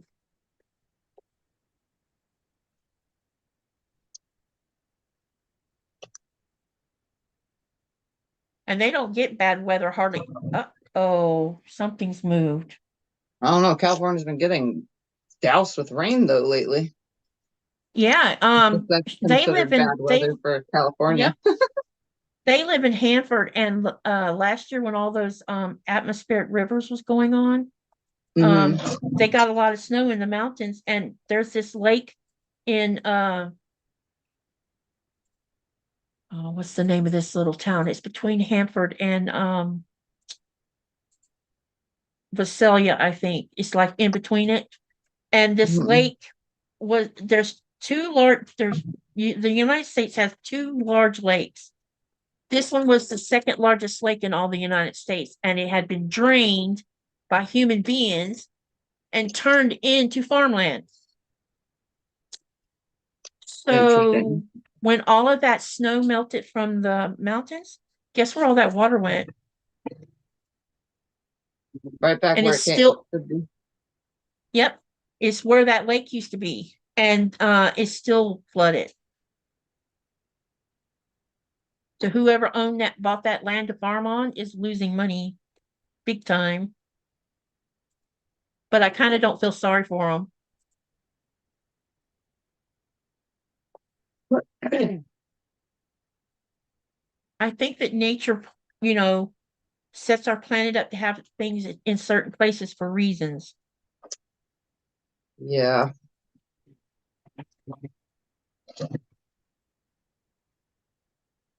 See, I'm gonna have we to- live on. Go ahead. I'm gonna have to get going soon, so Okay. that way I could have dinner and movie time with Scotty. Okay. I Tonight's didn't know how pizza. long you were going to stay. So whenever you're ready to go, it's fine. I'm going to try to finish getting these borders on here You can say what so you were that when gonna I, say though. huh? I said you could say what you're gonna say though. So we live on a lake, and the So do lake is if you walked all the way around the lake, it's about 11.5 kilometers. I don't know how much that is in miles. Hang on. Like what, 8 miles? For every 'Cause kilometer is kilometers are longer 2.2 than a miles mile. or something. Yeah, it's like 2.2 miles or something. And I think, I'm not sure. I should look that up, but my phone's kind of in being Oh, Scott's used. yelling a kilometer is a half a mile. Okay, there he goes. All right. So it's a big lake, and on the side there's mountains that go between the lake and the fjord is salt water from the Atlantic Ocean, but the lake is fresh water. So on that back side, the depth of the lake is like 720 meters deep. And so that's deep, deep. So all of our drinking water comes from that side of the lake. So there's a rule about the lake. No motorized vehicles of any kind can be used in the lake. So that means no motorboats, nothing with an engine on it. You can Just kayak kayaks and stuff like that. kayaks and dinghies with rowers. And they do that because they're trying to keep nature as pristine as they can. Yeah. You only have motorized access only by the authorities. Yeah, the only time a motor would come into play is if, say, that somebody needed rescuing and they had to hurry up and drop a boat in there, a dinghy with a motor on it to go help somebody. But other than that, and that's only emergency services that can do that. And I've lived here for 12 years and I've never seen them with a motorized boat in there. I've seen Yeah. them with a dinghy. I seen them with a dinghy some time ago because a young person drowned in the lake, and they had to go out to where this kid had disappeared from a drowning, and they were looking for him or her. I I don't know wish if it they was a would group. stop motorized things from being in our lake. And Yep. the water, it is just it looks like gasoline just floating, and oils floating on the top. It's so nasty. I agree with you. Dragonflies for Donna says, Tiffany, are you going to do that updated sewing room video? Yeah, when I get a chance. I have to finish cleaning up. Right now, I can't really do a sewing room and fabric room video because I have a mattress that's in front of everything. For when I have company, the mattress kind of just leans on my shelves. And we just flop it down onto the floor. But we bought the covers so that we could put it in storage. When you did the last live you did with Eric, I got to see more of your room. I always only see like pieces of it. And that day you had the camera sitting different. And now I can tell it. You're in a bedroom, right? Yes. So now I understand your setup of your room now. Yep, we have a window on one wall, a closet on the other, and 2 blank walls. But it's not a humongous room either. And this desk takes up a lot of it because this desk is 36 by 72. It's a huge That desk of yours is nice. Yeah. Well, I could fit. I love all that space you have on it. If I didn't have the little drawers on this one side, because that's what I wanted them for business related stuff. But if I didn't have those there, because they are removable, I could have 4 sewing machines set up at this table comfortably. Wow. With 4 people just sitting and sewing with me. And still have room in between the sewing machines to have, rotary cutting mats. That is awesome. Yeah. So it's a pretty Well, I big was desk. thinking, I told Nicole, I was like, I want a sewing desk like that. But you know what I really want to have? I want a desk that that's longer than this one I'm on. But I want it with a machine on it where I can make it go up and down if I want to. So that if I want to Um, stand and sew, I can. yeah, I kind of like that idea too. I also originally I wanted to cut out the spot in the desk for the machine to sit in. But because Uh-huh. this is a low desk, because I'm short and I want my feet planted on the ground because how my legs go numb constantly, Uh-huh. if I were to have put the machine down in, my knees would actually be hitting it, so it kind of defeats the purpose. So that's why I just keep it set up on, with the extension table at all times. But if I wanted to, we could lift the desk and, put the machine into the desk, but then my feet would be hanging because I'd have to lift my chair, and then my Yep. legs And would then constantly be number than they usually are on a daily. yeah, they definitely don't make desk and tables and stuff more, what do you call it? Different different heights and stuff. Yeah. It's like a one size fits all kind of thing. Yeah, pretty much. And I had when I was teaching English for a couple of years at a school here, we had gotten offices. They had gave us new offices and we got the new desk, and I had a desk that I could put up and down. And I really liked the darn thing, and I'm thinking, gosh, this would make a great sewing table. Yeah. Hydraulics would be good, especially because I like to stand too, and this is a little too. I, I don't mind the standing and cutting at this height, but when I'm sewing, I have to have my neck down too much, and it's kind of like a yanking feeling. So, Uh-huh. but I do like to stand and sew, That especially when gets you I've been out of your sitting too chair for a long. little while. Well, it's time to get out of my chair now. I'm sitting too long. My legs are numb. I'm Uh, struggling with putting my foot on the pedal. uh-oh. Yep, it's probably time to get out of that chair. I know when I did that 12-hour live, I stayed too much. I should have gotten up more often than I did. So right at the end of when we stopped, when I went to stand up, I'm like, uh-oh, that doesn't feel very good.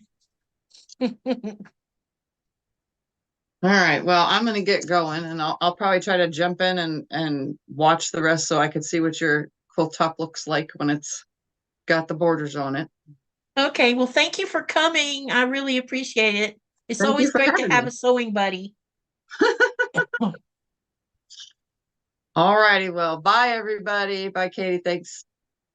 Yep, thank you too. And I'm glad you came.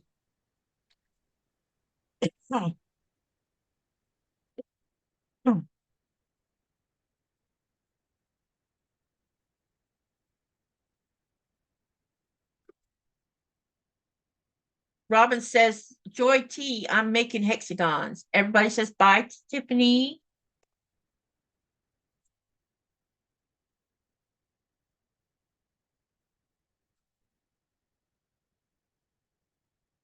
So what I'm doing is I'm pinning the other side of the border on here, and then I'll sew it on, and then I will trim it, and then press it so you can see the first border on here. Y'all, you're going to get to see this from beginning to finish by the time this is over with. I'm hoping I'll have it totally quilted and bound before I go to QuiltCon, so that y'all will see the whole finished thing.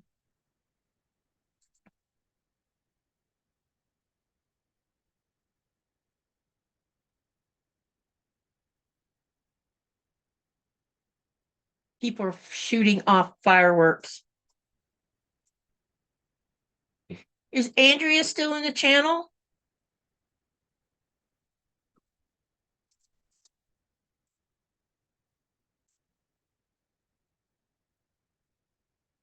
All right, I got them pinned. Now let's sew them on.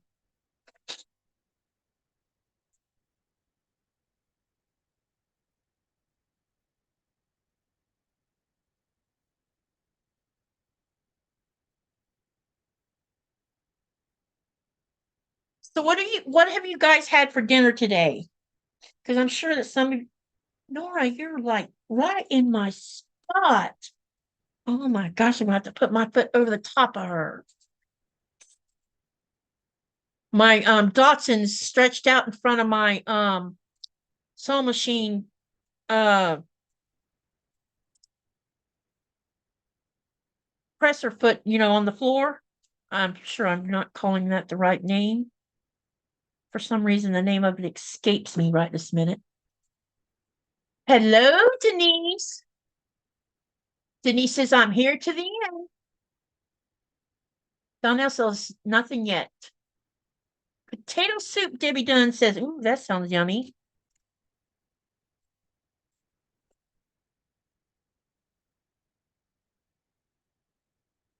Donnell says, hi, Joy T.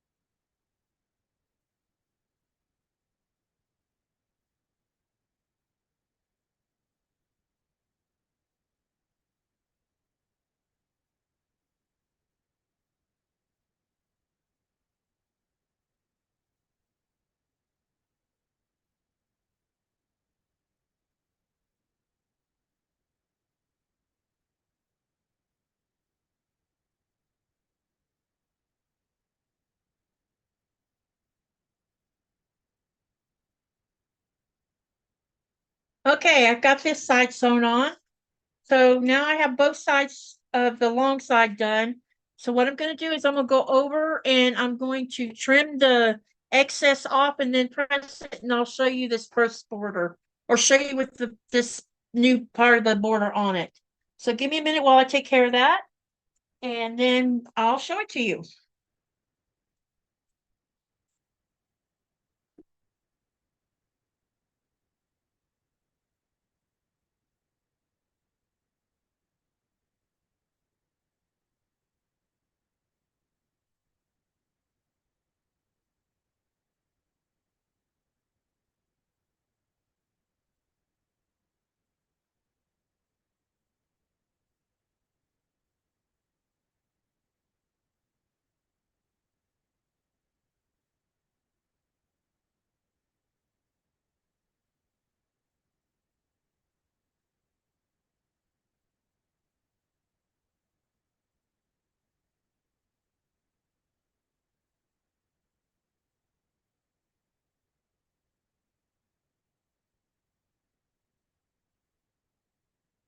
Oh, honey,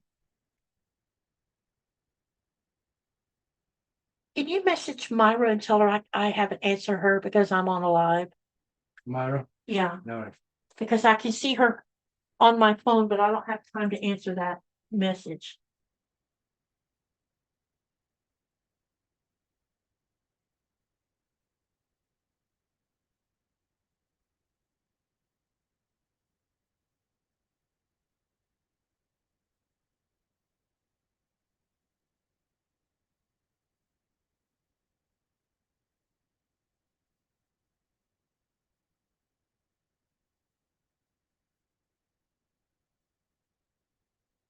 Tell her I'm on a live.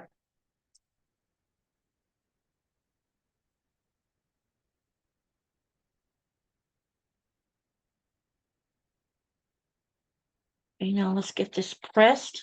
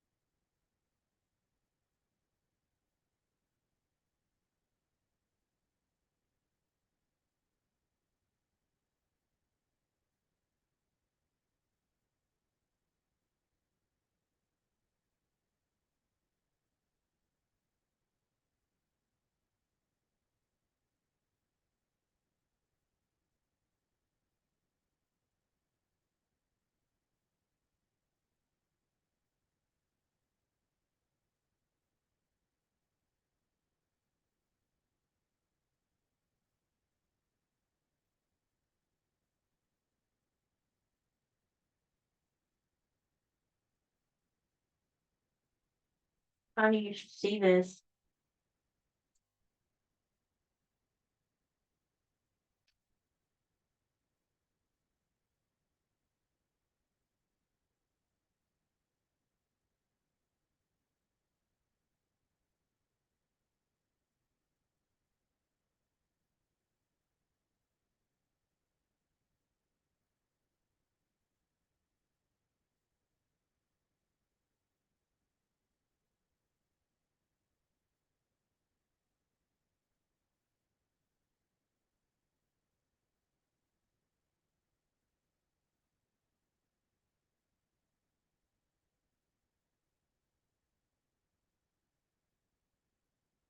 Okay, one side done. Now let's get the other side pressed.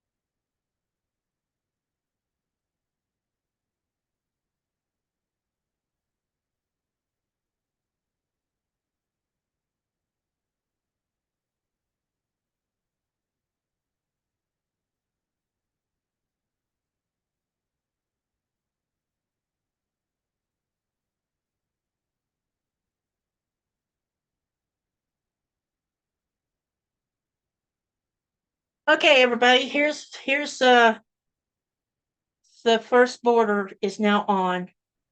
So I'm getting ready to show it to you.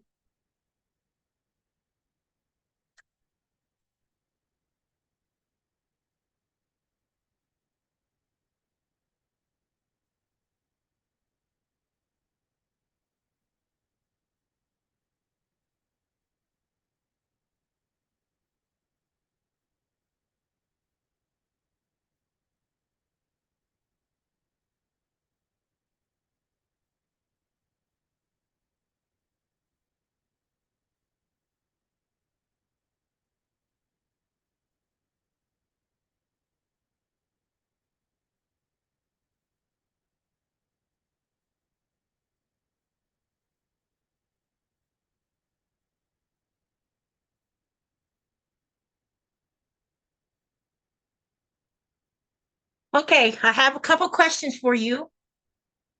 Let me see what time it is. My time, that is. I'm doing pretty good. It's just a little before 9. Do you guys feel like staying for the next part of the border, or do you want me to save it for next week? What would you like to do? Do you want to hang with me? And I'll go ahead and get this next part done? Or do you want me to save it for next weekend? I think I should finish the border tonight so that next weekend we can talk about making a sandwich. Well, we got to do the backing first. So what say you? Now you can see the dark prints. Yep, it made them pop right out, Denise. You are so right. Thank you. That blue really sets it off. So I'm thinking that turquoise is going to too. Hang with you? Yes, stay. Okay. Beautiful. Let's finish. Okay, then we're going to get on with this. First, I need to press the strips before I sew them together. And so I'll have to do that first. And I cut enough just in case I needed extras, and it looks like I probably will.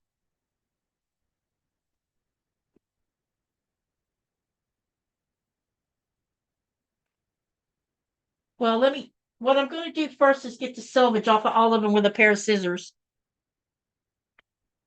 Because it really doesn't matter if I square up that end, since I know I'm going to have pieces left over.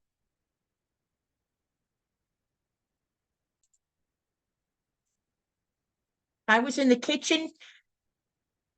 Do you want me to show it again, Joy? I can show it again. Hold on.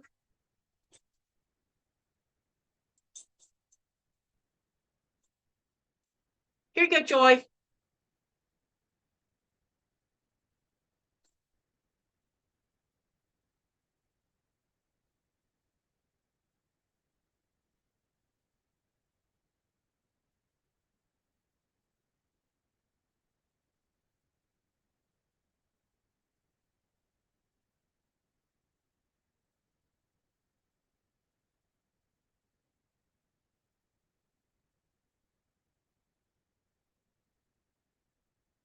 Thank you for coming, Donna. Dragonflies. I appreciate you staying for a while. Thank you so much. Okay.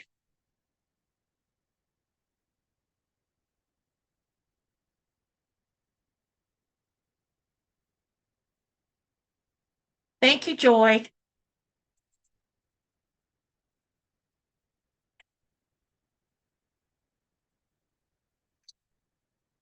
Robin says, yes, get her done.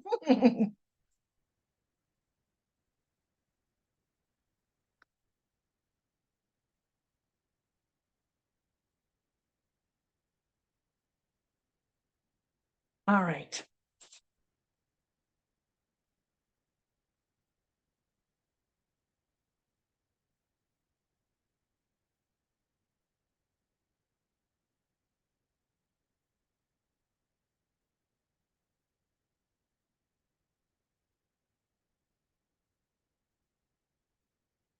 So what I'm doing is that the blue border. That's the first blue border. Yes. I put the dark on first. What I did is I asked everybody in the chat to vote on the color, and I had several. I had 3 different dark blues and a couple of lighter blues.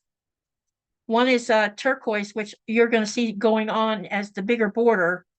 And the consensus was to use that blue that I put on there.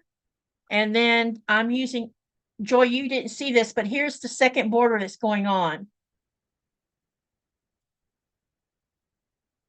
This is a turquoise with pretty flowers on it.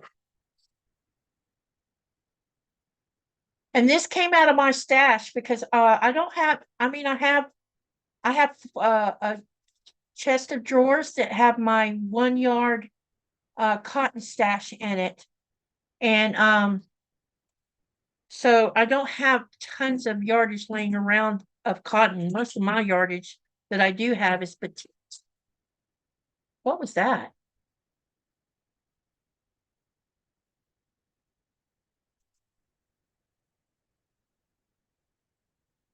Hang on a minute, Joy. I'll show you what the blue looked like up close. Okay. Here's what the blue looked like up close, so you can see what I used. This is the border that I just sewed on a few minutes ago. That's what it looks like. So this is a 3-inch border that I put around it. And then this is going to be a 5-inch border that's going around it next.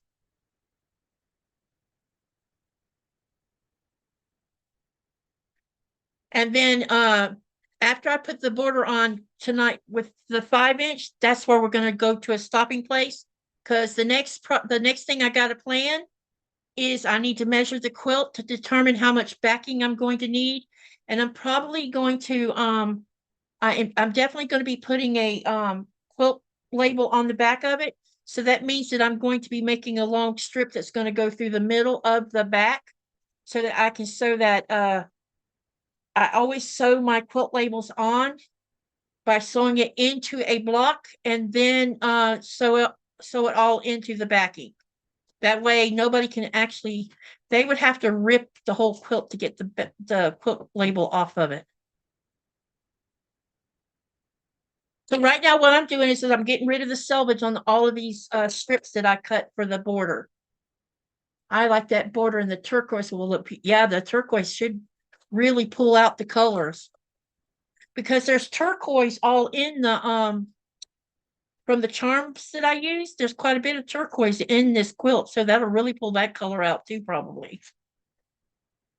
Maybe I'll use pink as the binding, because I think I have some pink in there that might be strong enough to, well, I don't know, it depends.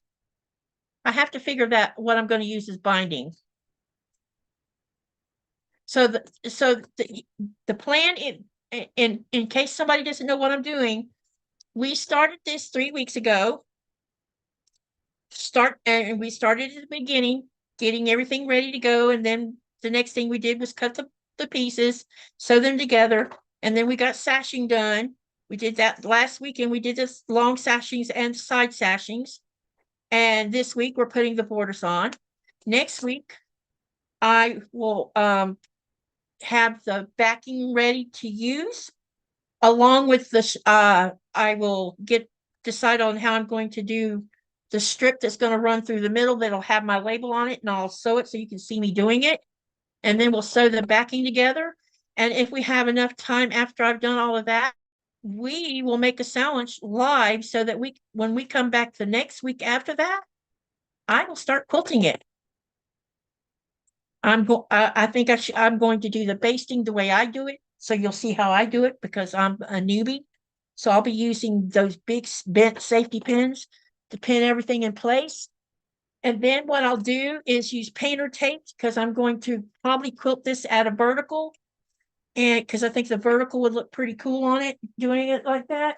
And then I'll space the straight lines about 1 inch apart at a vertical going in one direction, and then I'll switch to the other direction with the painter's tape and do it the same distance apart, so you can see it going in both directions, and we'll see how the quilt turns out like that. All right, I need to press these borders real quick. So I'm trying to think of something I can get you to tell me about. Tell me what your favorite quilt block is that you like to make, that you've made more than once, while I'm pressing these.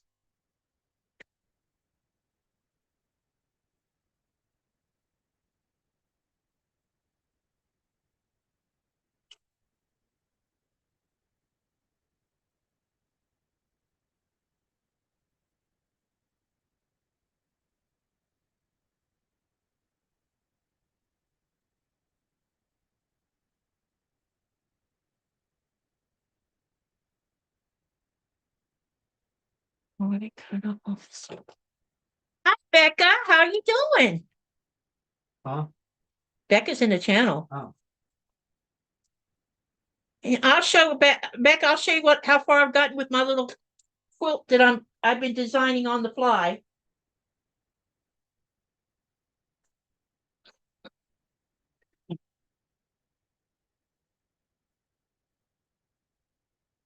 Here it is with the first border on it, Becca.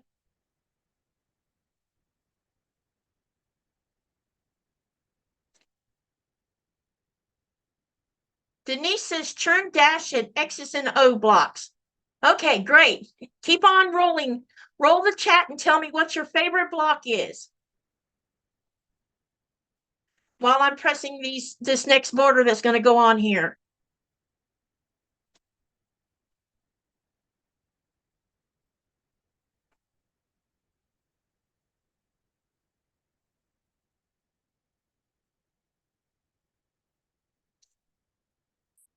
Let's keep that chat moving.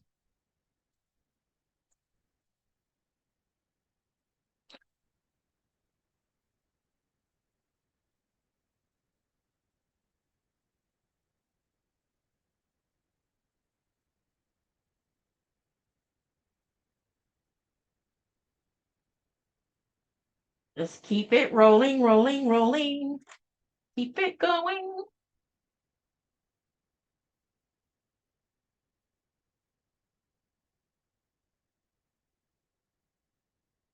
Tell me your favorite block that you like that you've made many, probably more than once. What's your favorite block? And we have a commercial sitting in here.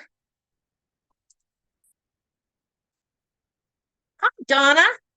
Hello, Confident Quilter. Okay, Nora, you should see where she's got herself parked. Okay, I'm going to go ahead and sew the two of these strips together that will be for the top and the bottom, because those will be the pieces that I sew on first. I'm not sure if this matters which way I hook this up or not. I don't know. So I'm sewing two together because I know now that I will not have enough length from one.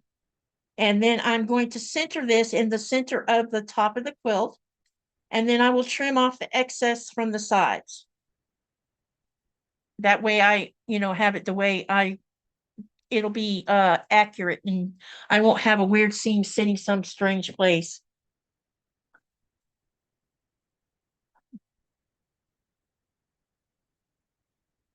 Looks like I need to square this up a bit. It's not straight for some reason.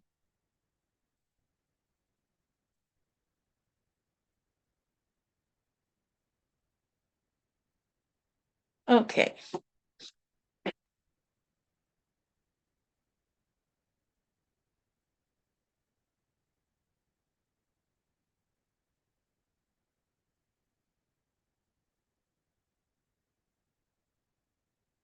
Hi, Grumpy John.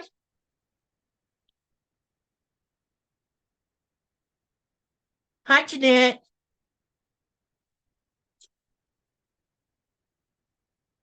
Uh-oh.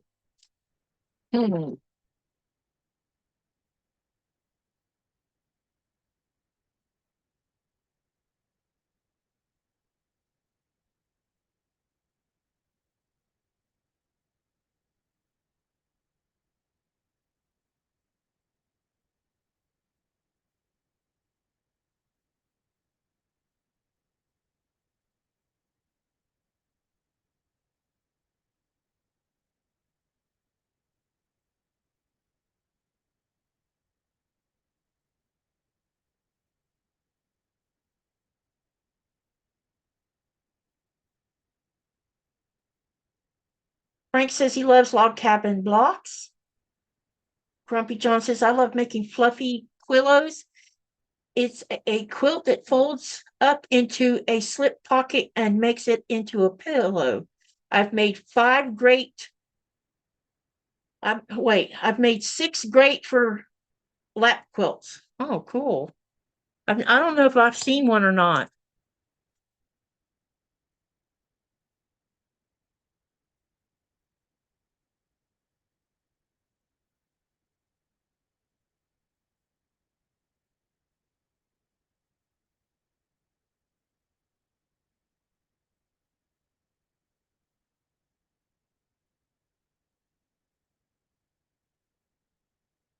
Okay, this one seems to be straight, so I don't have to trim that one.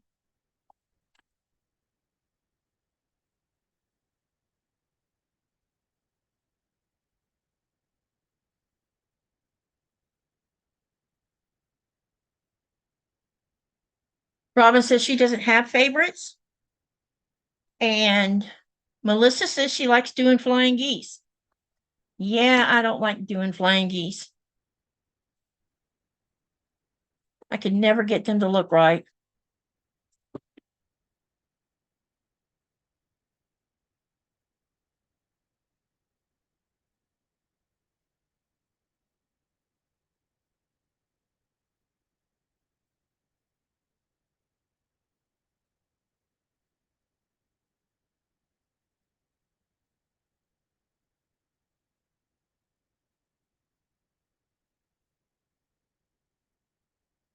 Okay, so I'm sewing these two together, like I said, and then I will go ahead and find the center of the top and the bottom of the quilt. And then I will pin these to the center, the seam that I'm making here with these two that I'm joining together will get centered with the center of the quilt. And then I will sew it on and then take it over to the ironing station and I will trim it, cut the ends off because they'll be overhanging and press it.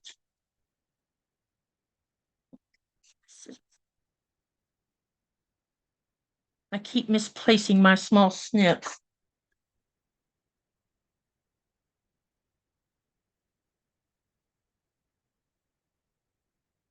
I don't know what I done with them.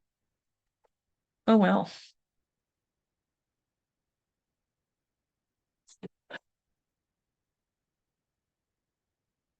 I had a system of how I did things in my sewing room, and this kind of having a cramped spot kind of hampers me just a little bit from doing it the way I usually do it. Here's my missing snips. Let's try putting them back over here again.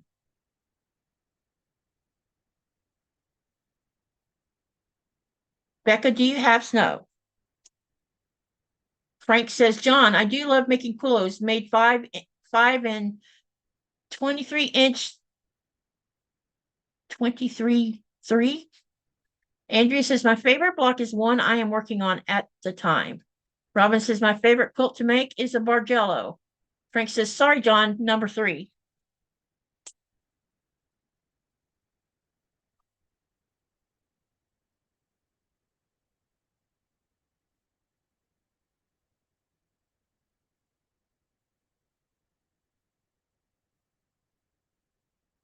So are any of you making any, participating in any new quilt alongs? And if you are, what are you participating in?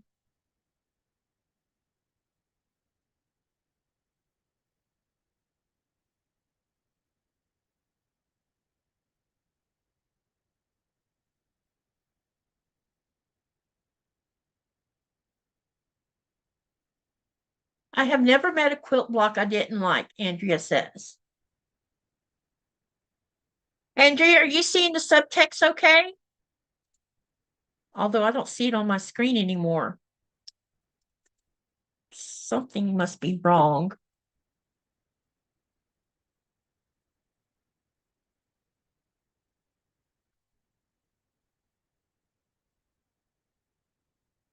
Interesting. What happened?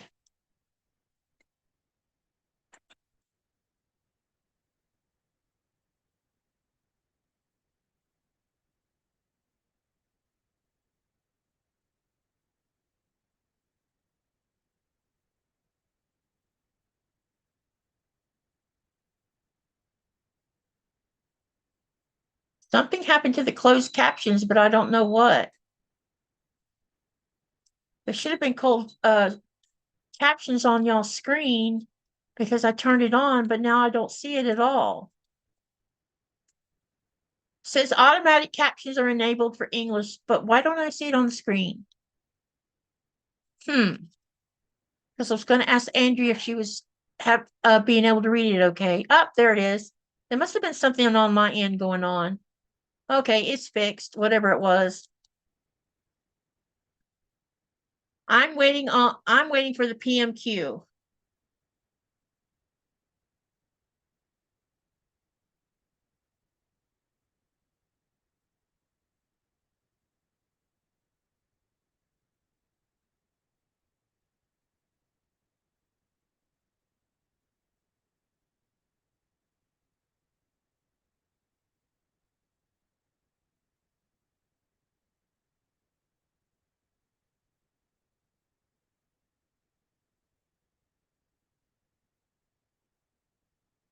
Okay, what I'm going to do now is I'm going to go ahead and start with one side, the short side, which is looks like this is the bottom, which is, it doesn't matter which side I start on as long as I do it in that direction. So it's the narrower side basically, because the blocks were 6 across by 7 down. That's how I determined how I was going to do this quilt top. And now I'm going to fold this in half so that I can make a crease where I can see it. And then I'm going to line this crease up with the center seam of the border that I sewn together, the strips.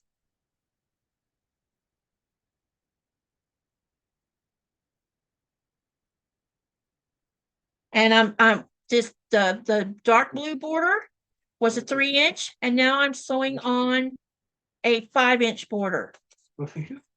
Go.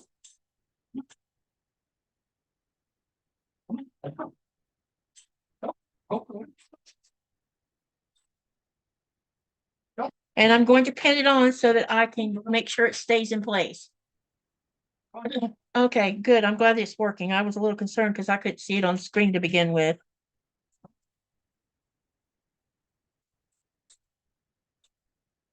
Okay, great.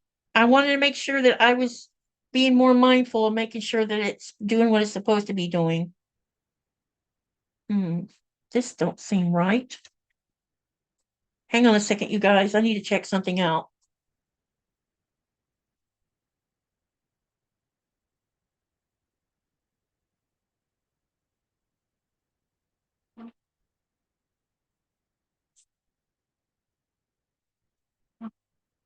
Where's that center seam at?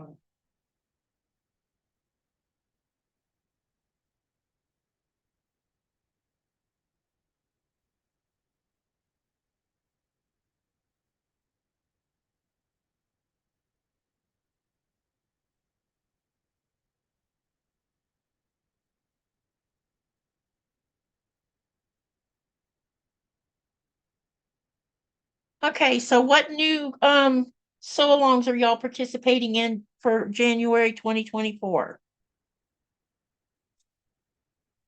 Interesting. I didn't need to sew but 2 of those together instead of 4 of them.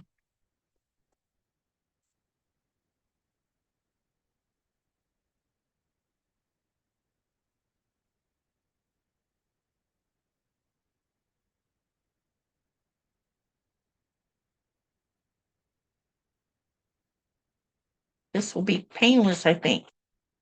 So tell me, there are so many great free patterns online. Yes, there is. I posted on my community tab what our next project was going to be, and it's also in our Greenland Quilter group. Qaqortoq just shared a new pattern as a freebie, and it's going to be a small wall hanger, and it has the word love on it. And that's what our next project is going to be when we get this one finished. So I have posted the link for the pattern and everything so that y'all can look at the pattern and decide whether you want to participate. And if you do, you can start gathering up what colors you're going to use for your quilt. And when I'll set a date of when we're going to start that. Probably, see, we've got the borders on this today. Next weekend, we're doing the backing and probably the sandwich.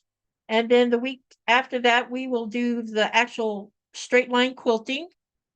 So probably the 3rd week in January, we'll start on that love wall hanger. So you have like 2.5 to 3 weeks to get prepped up for that one. I can't wait to see when you get pictures of yours, Andrea, because I would love to see how yours is going. And the love pillows for my grandkids. I saw the love blocks. Those are so cute.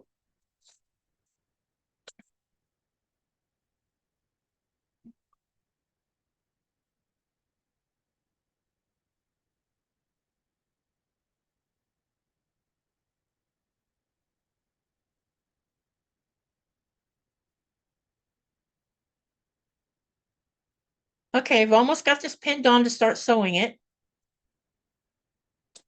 And it looks like I only needed to do 2 sets of sewn together, or 2 sewn together for the sides. It looks like I have enough length from with the fabric to do the top and bottom of this. So I went ahead and went with that. So yeah.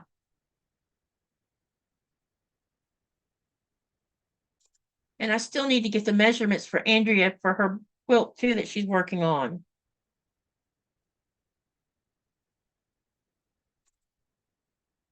I never purchased a kit in my 52 years of sewing. I only have 3 or 4 kits other than the cotton cuts ones I've been doing.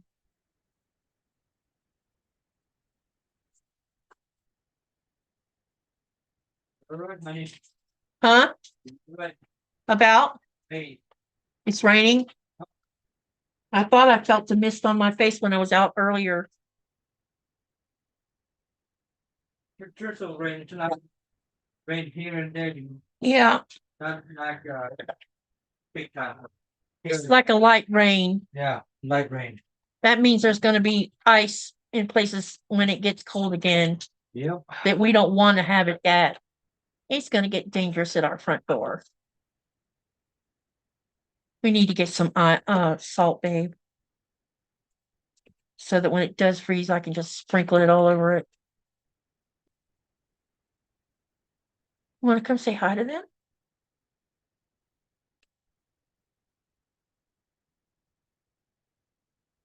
You don't have to get the measurements, Katie. I figured it out by making 1 row and measuring that. Oh, cool. Yeah, because this pattern is me doing it as I go along. Coming from inside my head. Frank says, let us know.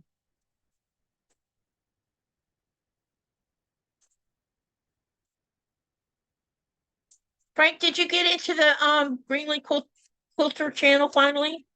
Or I mean group. I'm sorry, it's not a channel, it's a group. Were you able to get in, or do we still need to work on that? Because I need your email address. That's why I sent the email in the channel so you could email me with your email so that I could invite you by using an email.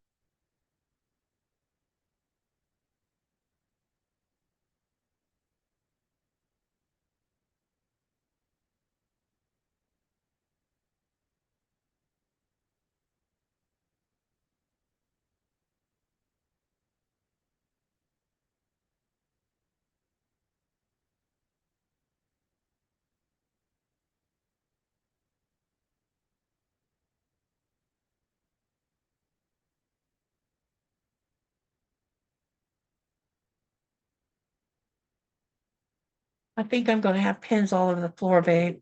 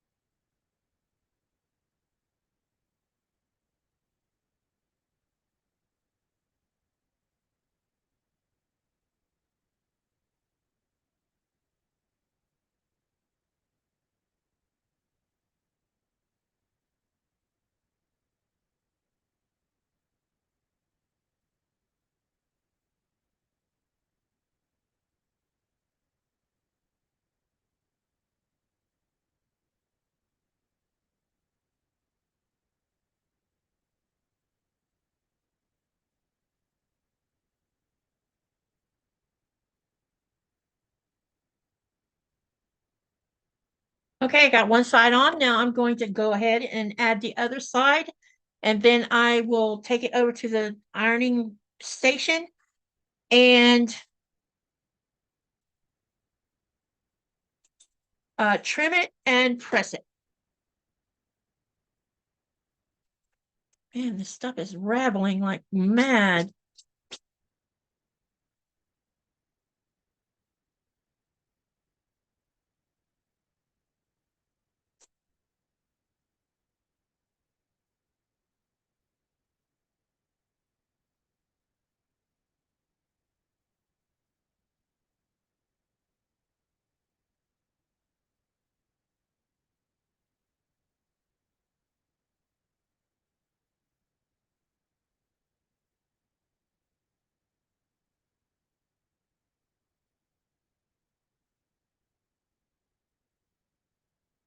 Hold on, you guys. I have to check on something real quick.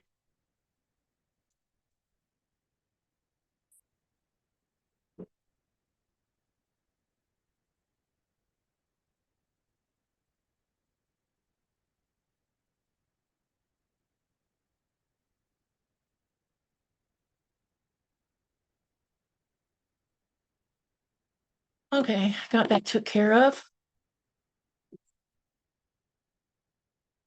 Now let's get back to the other window so I can see you guys. All right. Andrea says, yes, I finished the top, but never quilted it. I'm glad I didn't because one for my granddaughters wants it on her bed. Because one for my granddaughters wants it and her bed is larger, so I will add a couple of borders to it. That's a good idea.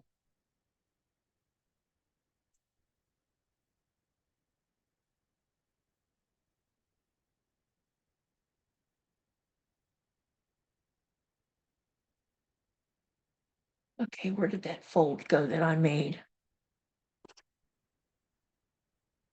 Oh, looks like I'm gonna have to make it again. This time stick a pin in it so it doesn't disappear on me.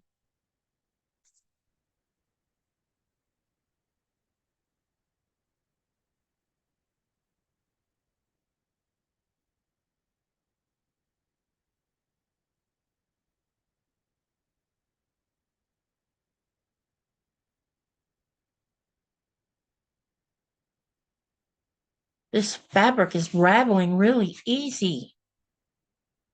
That I used for the border, the blue border. All right, let's get this next one pinned on.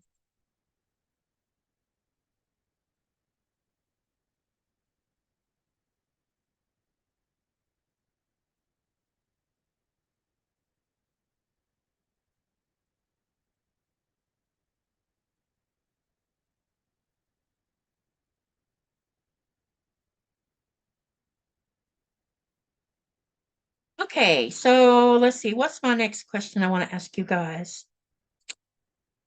Let me think. What can I ask you guys? What are your favorite fabric colors? Hello, Fallon. How are you?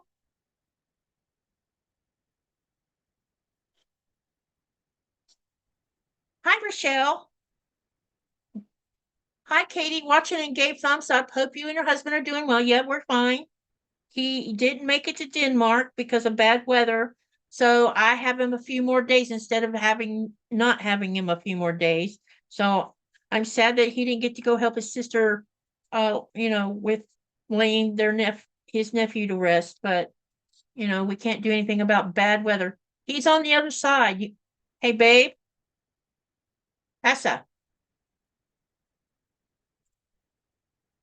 honey, they're asking about you. Oh, They're asking about you. about what? Where's Nikolai? Oh, here.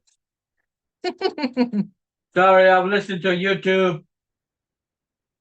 I'm on another YouTube channel.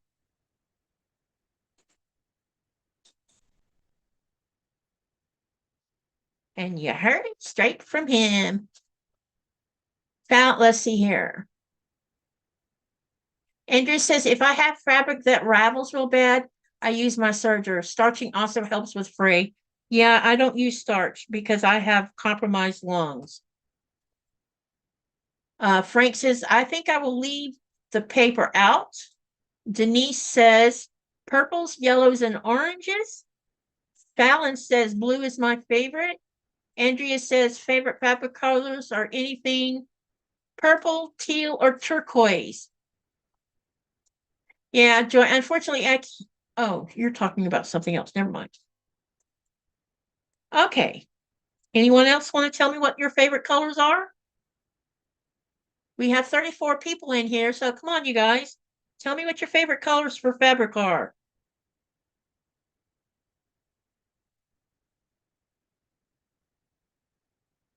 Inquiring minds want to know. Robin says cobalt blue, fuchsia, purple, and black. Nice. Fuchsia is a pretty color. And so is cobalt blue.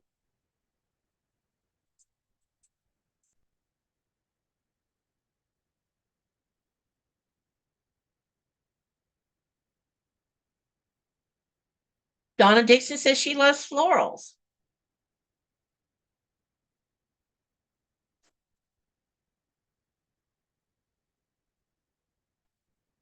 I like any plot, especially batiks. Not really a green person, though. I have put back I have a few greens that I saved for that relate to batiks because I'm going to use it on my sugary dew, which heads up, this coming week, I'm going to start the first month's worth of sugary dew blocks, which is 3 cups and 2 word blocks. And I will be probably doing recorded videos of those and not live. Because I think if I did it live, it would take me forever to get them done. Jeanette says purple. Frank says blues, greens, and the rest. Hi, Essa. There's my husband. He's right there. Joy says, geez, I can't type. I like any colors, especially batiks. Yeah, I love batiks. And I'm about to have this next side pinned on, and we're going to sew it. And then, like I said, I will go over to the pressing table and press it and trim it, and then come and show it to you. Well, no, I'm not going to show it to you until we get the other sides on. We're going to keep you in suspense.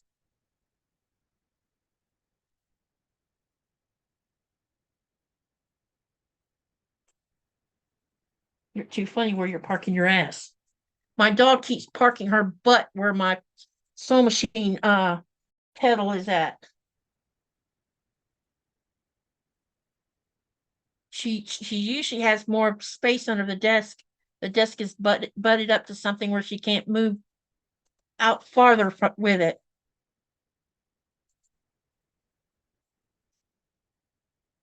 I am cooking and listening. Blue is my favorite color, Mary says.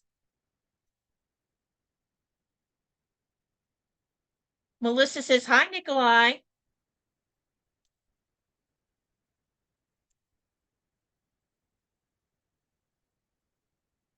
What are your favorite colors, Katie? Well, my most favorite color is purple. However, I love warm colors. I love all shades of blues and purples and a couple colors of greens, but mainly I've got where a lot of my quilts are starting to look like my mandala kind of. They seem to have lots of warm and cool colors in them. I've come to like turquoise a lot. I didn't think I was a turquoise person, but boy, when you put turquoise up with purple and blue and yellow, they look so nice.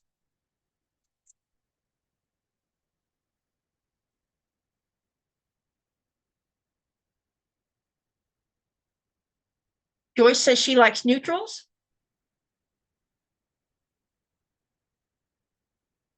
Yeah, my Dotson's got her whole self stretched out right in front of my feet. So I'm having to put my foot over the top of her body to get to the pedal.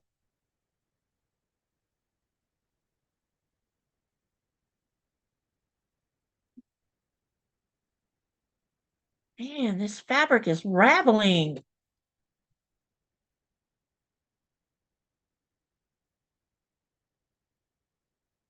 Maybe I've had it too long.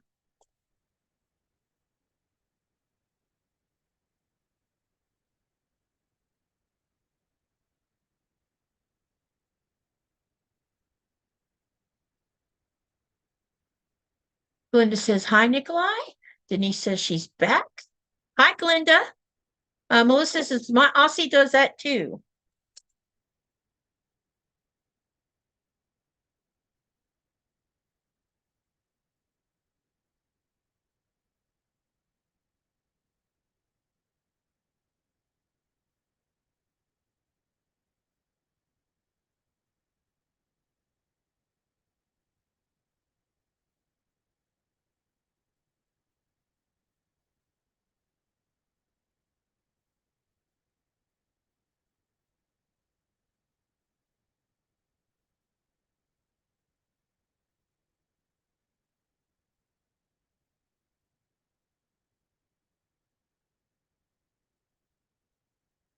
So I know some of y'all listen to Audible books. Why don't you tell Nikolai what's your favorite Audible book? What are your favorite books that you like to listen to on Audibles?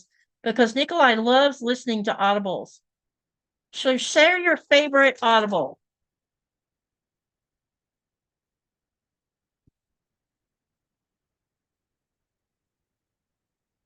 Maybe it wasn't a quilting cotton. It might be a loose weave. I don't know. I bought it from I think this is some fabric from So Yeah. So it should be quilting fabric. Because I only most of what I have comes from Fat Quarter Shop, from Missouri Star, Shabby Fabrics, and So Yeah. But I have and I've had this particular fabric for at least, I don't know, 3 years maybe, 2 or 3 years. So I don't know. It could be that it's the manufacturer of it. Maybe that's what it is. I don't know. All I know is it's rattling like crazy, which is kind of annoying. All right, I'm in the process of trimming, so I'm going to trim both sides before I press them. That way I don't have to flip it around so many times, because I want to hurry up and get the sides on the other sides so that this fabric that's rattling on me will stop, I hope. So tell Nikolai what your favorite Audible book is.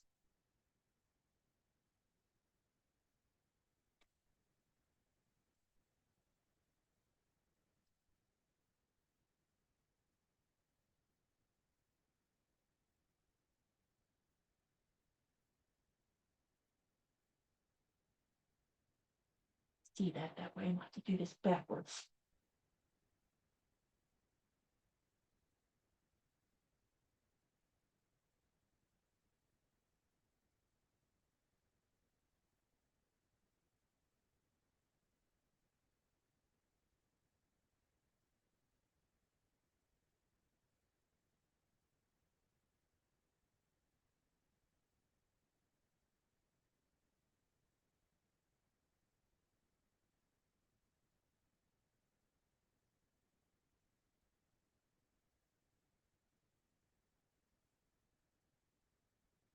Okay, so we got one side done. Now let's get the other side done. And then I will get them pressed.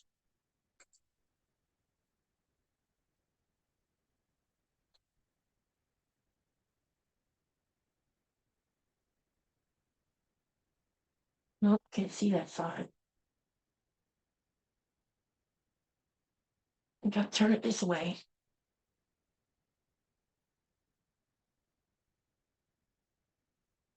All right. So I'm trimming the right side, and then I'll get the left side trimmed to this side, and then I'll be ready to press them. Thank you for hanging with me, everybody. I'm so excited to see how this turquoise turns out next to this darker blue. I'm looking forward to seeing how it looks.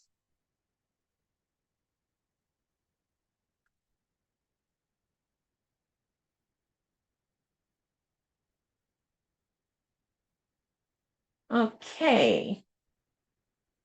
Now we're going to press it.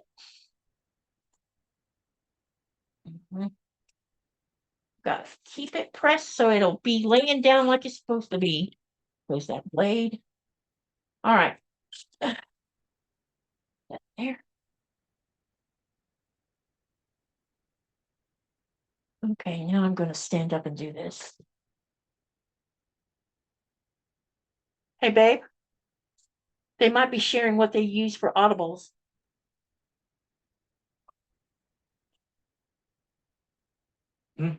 I told them to share in the chat what audibles they like to listen to because you like listening to audibles. So maybe some of them had shared what they listen to.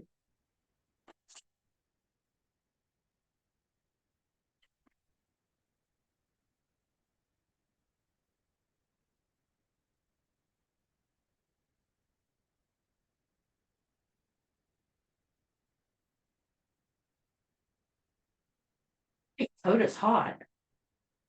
I tried to kick him out, but he didn't want to. I'll try again later. I walk in the woods.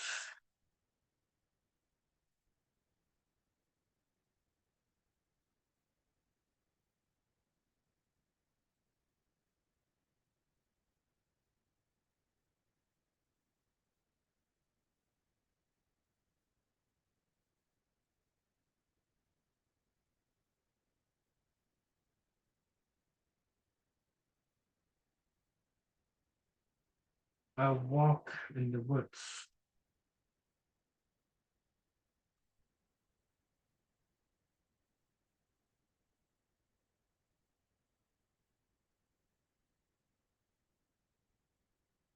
By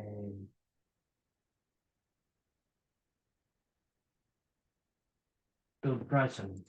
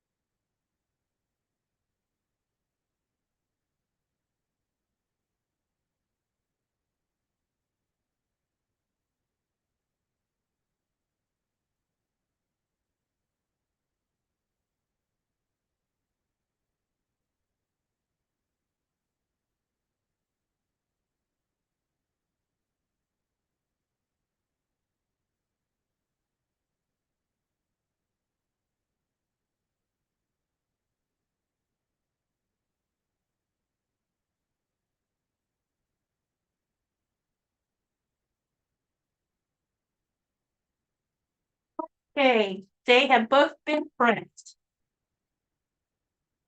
Now then, what I'm going to do first, before I get these other, because I've already sewn strips together, I'm going to take this quilt top and I'm going to fold it in half, facing each other, so that I can find the middle, which the middle is the seam on the side of this side, and it should be the middle of the other side also. Yes, it is. So since I have that done that way, I can line the center seam of the blue border up with the turquoise color without having to put a fold in the middle. Wait a minute.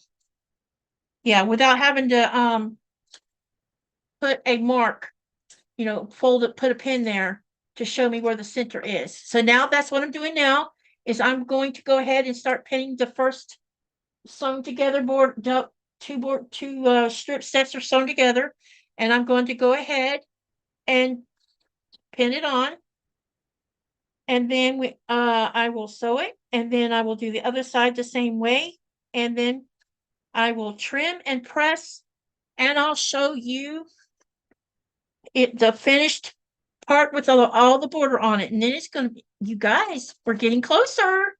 You hear me?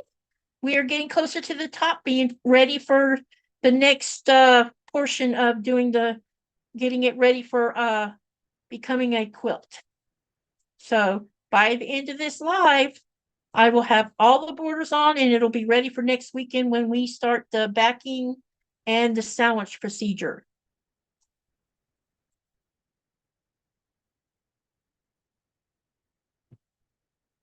And I will be using cotton batting in this. And the thread that I'll be using for the quilting will also be cotton. I don't know what color I'm going to use on this quilt top yet. I have to figure that out. I may just use the dove, since it seems to blend in so well with all the colors, and just go with that. That's probably what I'll end up doing.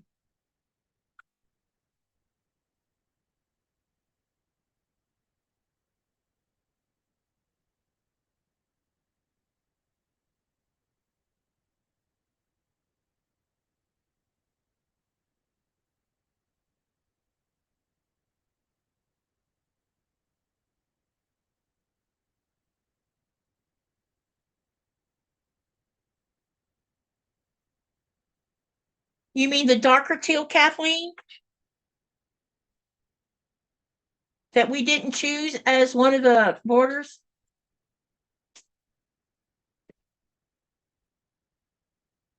I think I need to back scroll and see what I missed.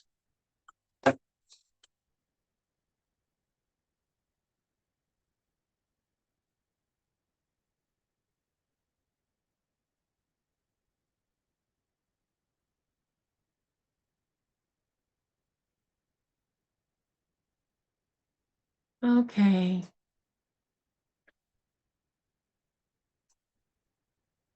Melissa says, I really like all but pink. I only like certain colors of pink. Okay, I'm back scrolling, so I'm gonna catch up on what I missed. All right. Nikolai says, Robin, where's Batman? Andrea says, maybe it wasn't a quilting cotton. Yeah, a loose weave. Nico, he got away. Frank says, haven't found a machine that likes unravel. My machine's not griping about it. I'm griping about it. Melissa says, Katie, I really like all but pink. I'm not a pink person. Okay, I'm not a big pink fan either, but some pinks are okay. Melissa says, me either. Andrea says, he probably wouldn't like what I like. I like Amish novels, usually romance novels, but also like true crime. I noticed, why do so many quilters like true crime stuff?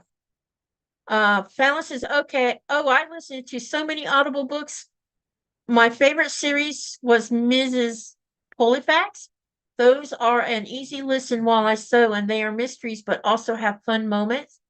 Denise says, I like anything from David Balducci. Frank says, Nico, check out A Walk in the Woods by Bill Bryson. Fallon is a big fan of his too, Denise. Nikolai says, laugh out loud, Robin. Glenda says, to Melissa, me neither, but years ago I painted my kitchen pink and yellow, thinking it might grow on me, but no pink.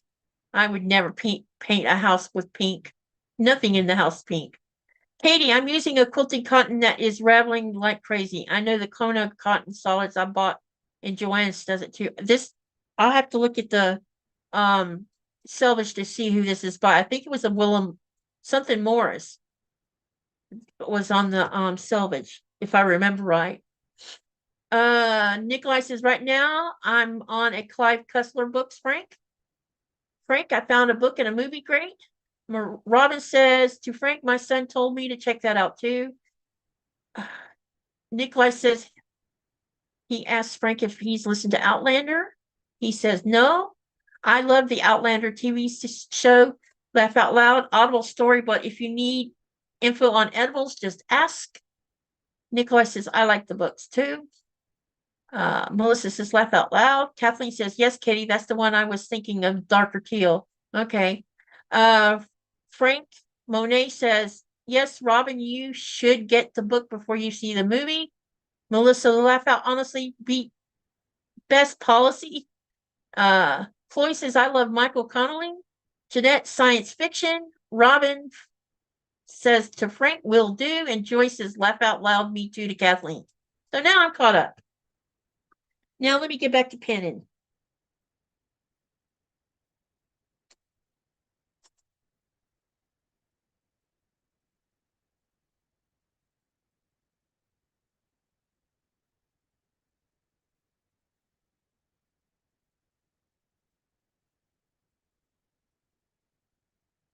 So I've asked you about your favorite color of fabric.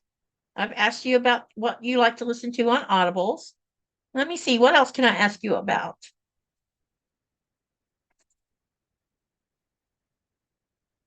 I'll have to think about what I want to ask next. Because I've also asked you what your favorite quilt block is. So here's my next question. What part of the quilt making process do you love the most? And what part of the quilting process do you hate? Well, not hate, but you dislike the most? Tell me about that.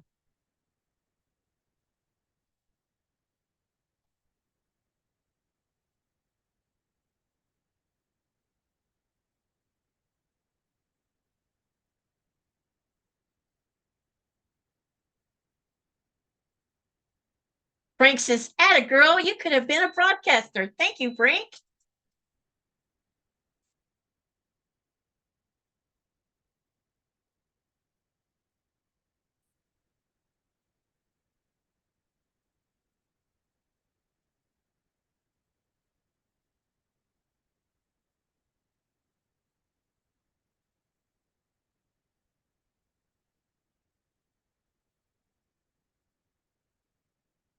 Chloe says she likes pressing as a block comes together.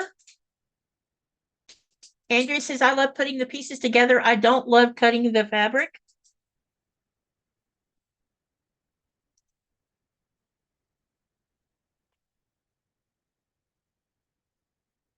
Okay, come on, you guys. Let's answer those questions.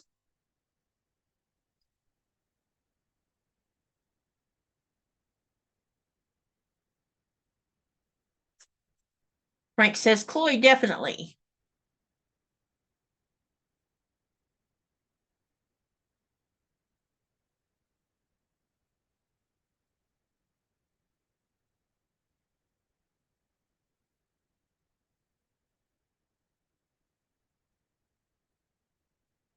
And don't forget to hit the thumbs up if you don't mind for my channel, please.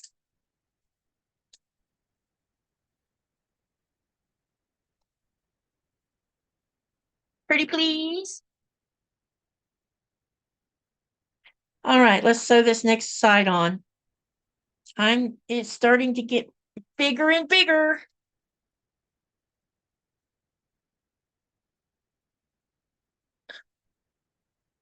Joy T says picking out fabrics and sewing the quilt top.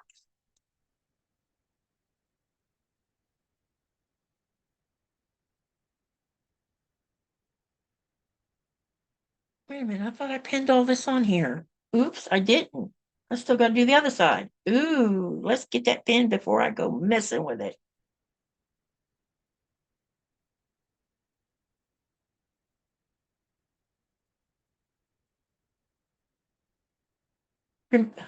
Tell me what you don't like doing as well.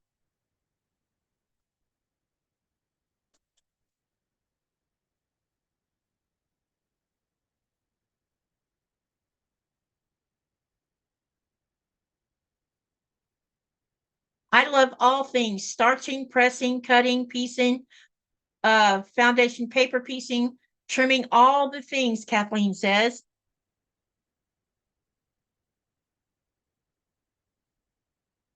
Awesome.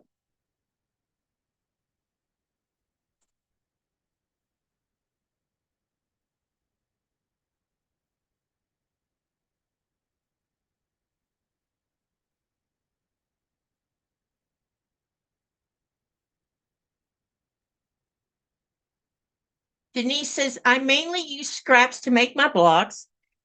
After I have the top done, I don't want to think about using borders or backing. Okay. That, yeah, see, now I don't like doing borders. I don't, I'm fine with doing binding, which is a strange thing to say when I say I don't like doing borders. Myra give us thumbs up. Who did? Myra, Oh, thanks. about when you let me send her a message about Did she, send her a message. did you, did she say what she wanted? No, she just gave me a thumbs up. Okay. I think she had seen it.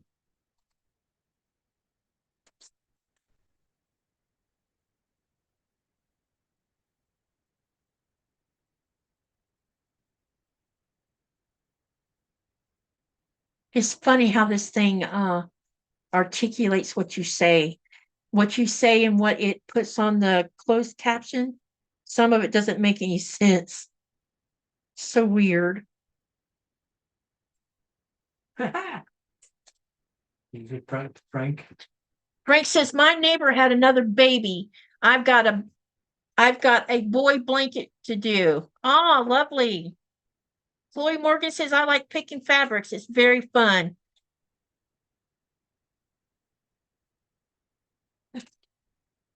All right, you're making it hard for me over here. Ouch.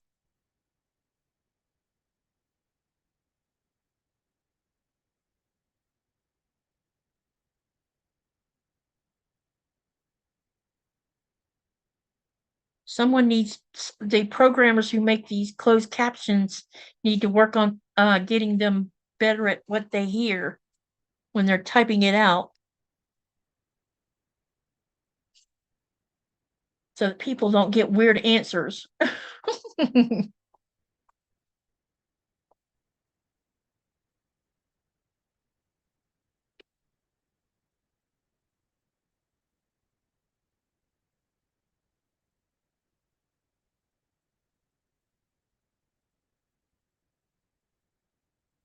Kathleen says, I want to be able to text a while ago, or I went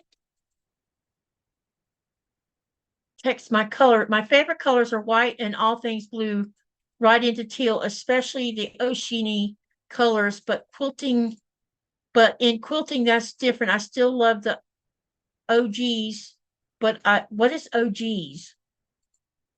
Oh, ocean colors. Is that what OG stands for? Andrew says, yes, I get a big kick out of what comes across on closed captioning, especially ones where the speaker has an accent. Are you saying I have an accent? I'm going to deny it.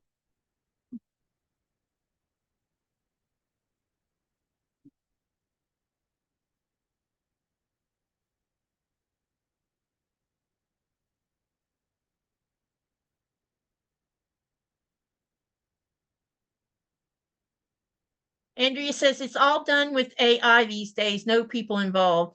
Well, the AI needs updating or something.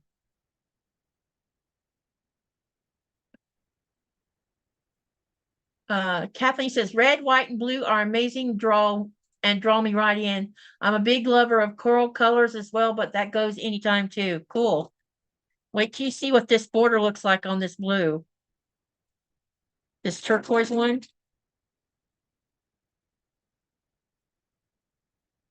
It's gorgeous.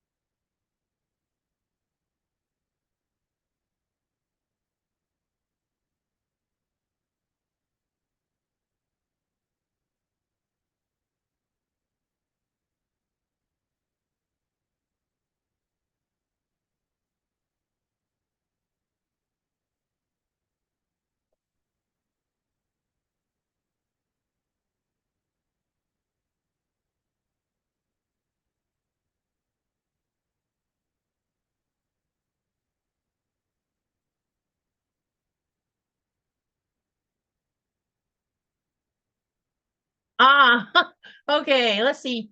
Frank says, oh, sorry, Katie, Florida comes out. Yeah. That's why I tell everybody I don't have an accent, but they say I do, especially here in Greenland. And I'm like, it's Florida thing.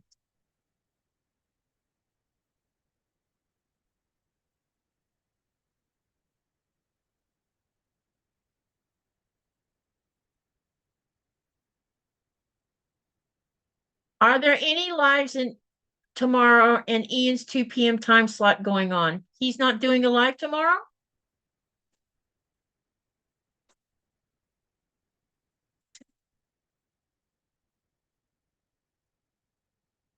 That was a question because I thought he was live tomorrow. Frank says, laugh out loud.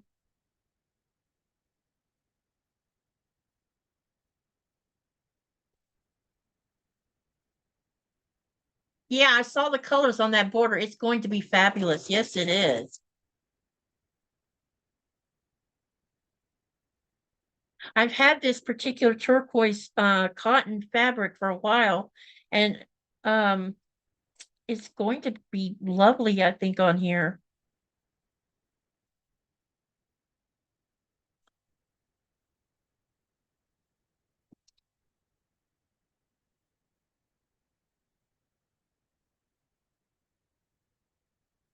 Looks like there's some something different. The last book that came from I think the Blake book, Yeah, that's book number 32. which is sleigh, right? Yeah. Okay. According to my audiobooks, I don't have the book number 21 called Beauty. That book is an ebook. That's not part of the Anita Blake series. Okay. And I don't think I've been able to find the ebook of it. I got it right here. Well, if you can get the ebook on it, I would like to hear it because I hear it's naughty. That's probably why it wasn't published. But I don't know why it wouldn't have been published considering what Anne Rice writes. Because hers is way naughtier. Unless Laura K. Hamilton really made that particular book graphic, more graphic than usual. Book 24 is not as an audible too. For Beauty? No, Beauty, that's book number 21. I know, hear me out before you say something. Okay. Like I said, book 32 is Slay. All right. Then when I look at all her books, there is a book 21 that called Beauty, Mm-hmm. and book 24 called Dancing. I don't have them as an audio. That must be an ebook too, because that's not part of Anita Blake that I know of. Because I don't have that in a hardback book either because it's ebooks. Yeah, because after, according to what I have in my audiobooks, is book 21, book 22 is Affliction. Affliction. Then it goes straight to Jason. Yeah. Which is book 25. Yeah. But in my audio collection is book 23. Okay. You should be able to tell that they're Anita Blake books, though. They are. Not the other. I'll send you a link. Because right now we're on Bullet, right? Yeah. So Affliction should be coming up soon.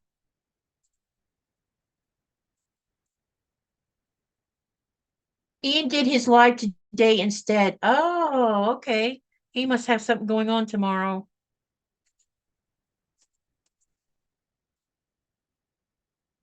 Will Becca be on at 2? What, on Sunday?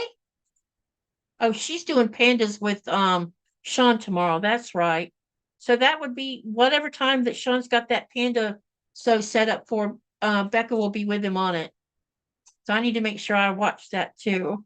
That's me. That's just me. Okay. Hello, Pastry Queens. It's snowing here in New York. Still have power, so we will be seeing a bit. Okay, excellent. I hope you keep your power. Right now it's 43, it's 43. Well, let me see what it is now. Earlier today, we were at 42 degrees Fahrenheit, you guys. Let me see where we're at now. I got the power. We are at 43 degrees Fahrenheit right now. In the Arctic, you guys. While y'all are freezing your tootsies off.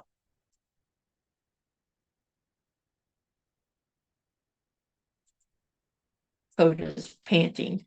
I know.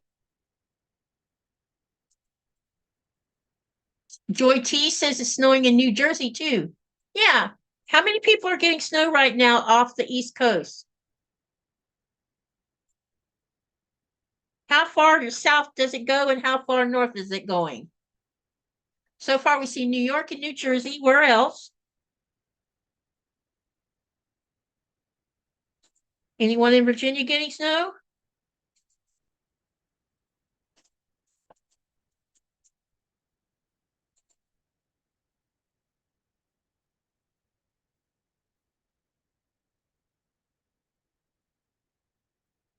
Andrea says it's 56 degrees here now. Got up to 64. Nice. Robin says, I was just outside and it's t-shirt weather. Pastry says upstate by Woodstock.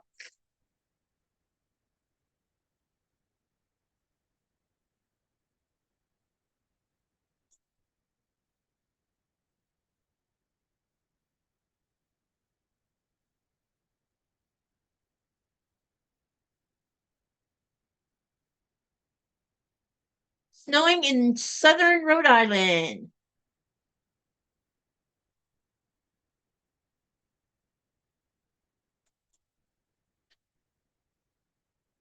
Joy T says it's 45 degrees here in North Carolina. How about that, Joy? I'm only 2 degrees cooler than you right now. And you're in North Carolina. Robin says my brother's in Birmingham. Donna says rain in North Alabama.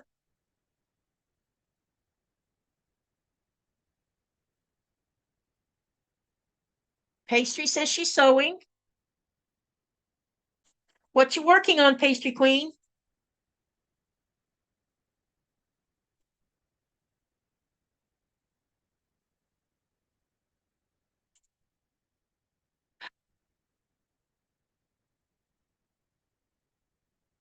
I'm slowly getting the second side pinned on, and then it'll be ready for trimming after I sew it. And then I will press it, and you guys will see the finished quilt top. And then next weekend, we'll talk about next weekend when I get this finished of what the plan is for next Saturday on this quilt that we're making.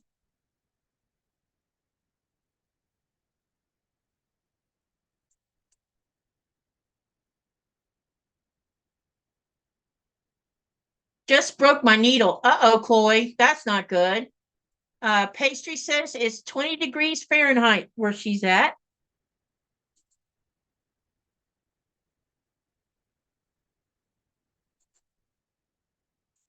You're colder than us, Pastry Queen.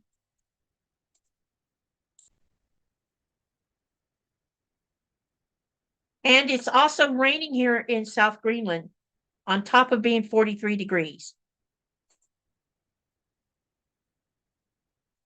Very bad for the ice cap.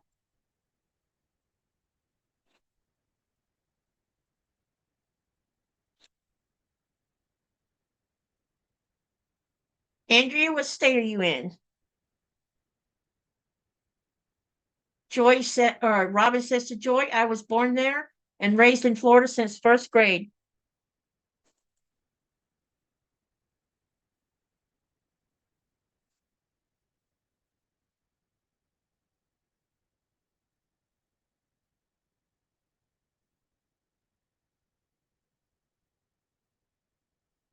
Andrea says Southeast Texas near Galveston.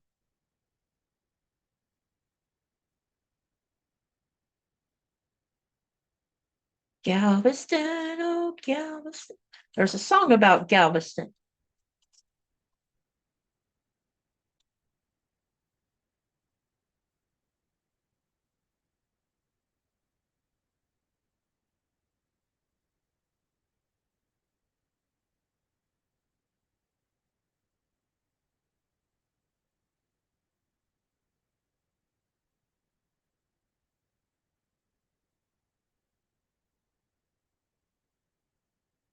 My hugs and kisses quilt for my channel. Awesome, Pastry. I'll have to check it out on your channel. Joy T says it's warm there. Yep, it is.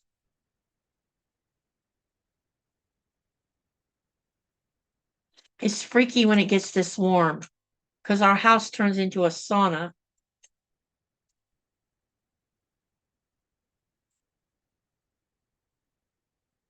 Okay, now I'm going to sew this last side on and then we'll trim and press. And then I'll show it to you. We are getting closer to it.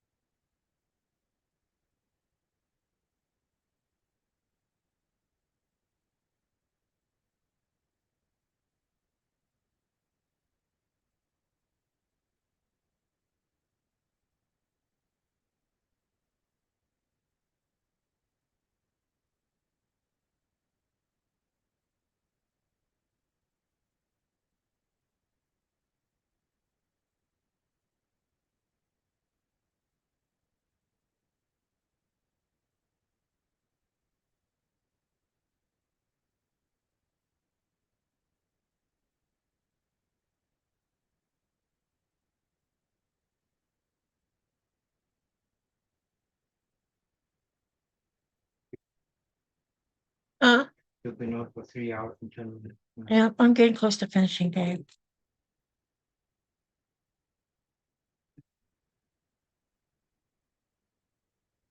I'm this close to finishing this top, so I really want to finish it so we can start the next phase next weekend on it. Which means I'm going to have to go into sewing room and look for something for backing.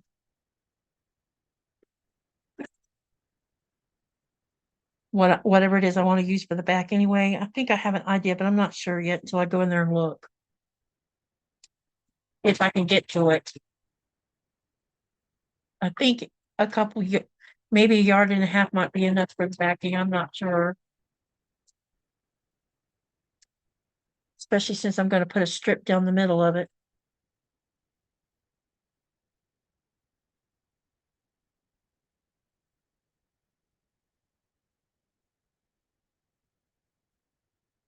Going to put a quilt label right in the middle.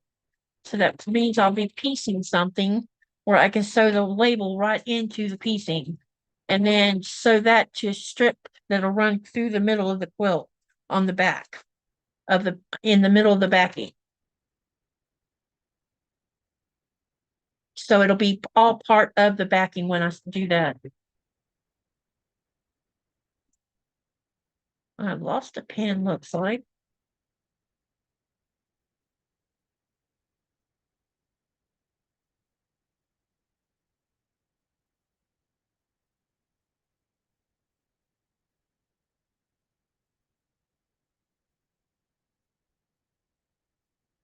Okay, let me back scroll.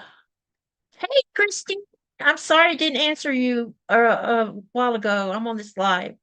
Let me get my little mousey out of this mess so I can back scroll a little bit. Because I think somebody said something else too.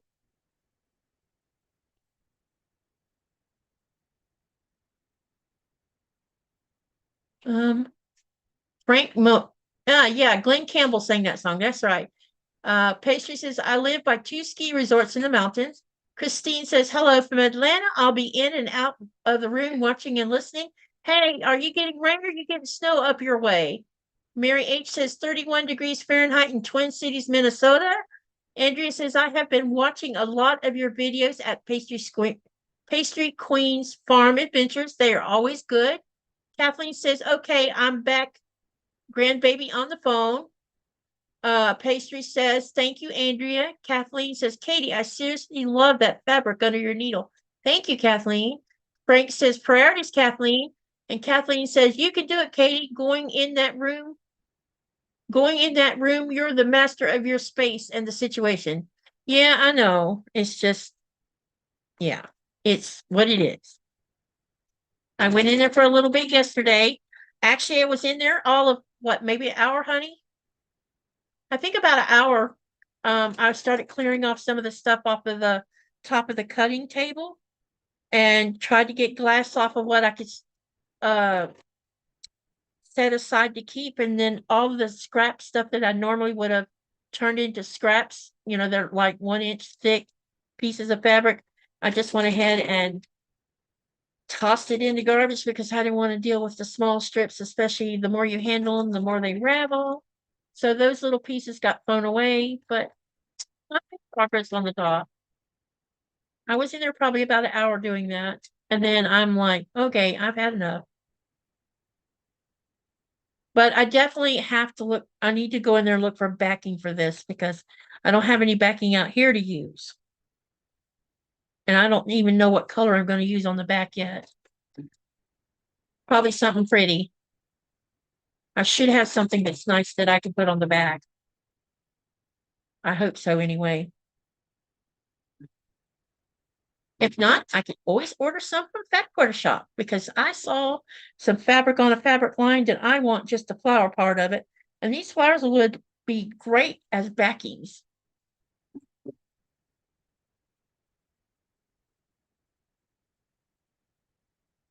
All right, I'm almost there, you guys. Almost there, almost there.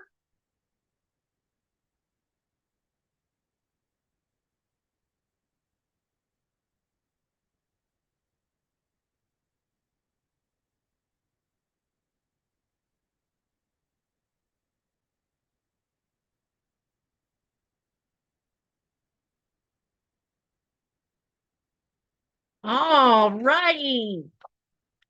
Okay, now I'm going to trim and press, and then I'll show it to you guys.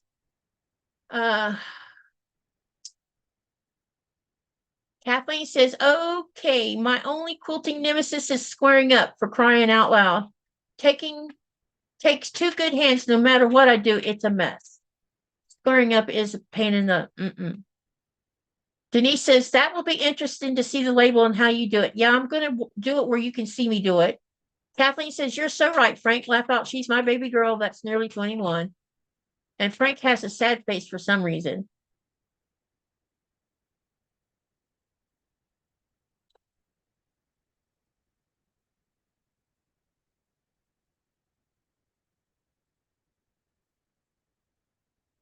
Okay. Ruler. And my rotary blade. Where are you? What did I do with it?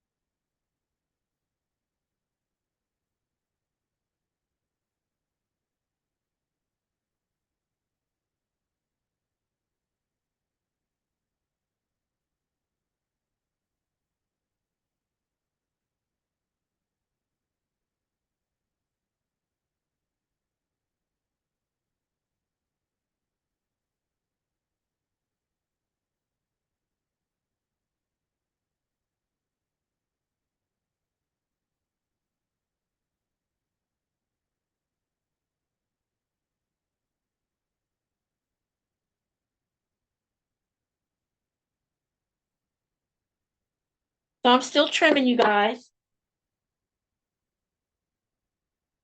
All right, now I'm going to start the other side.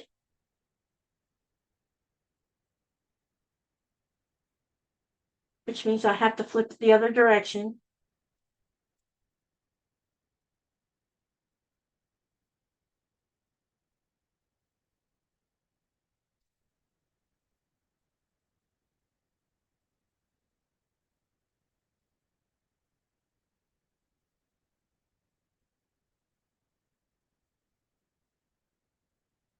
And then we'll get the last corner done and then I can press it.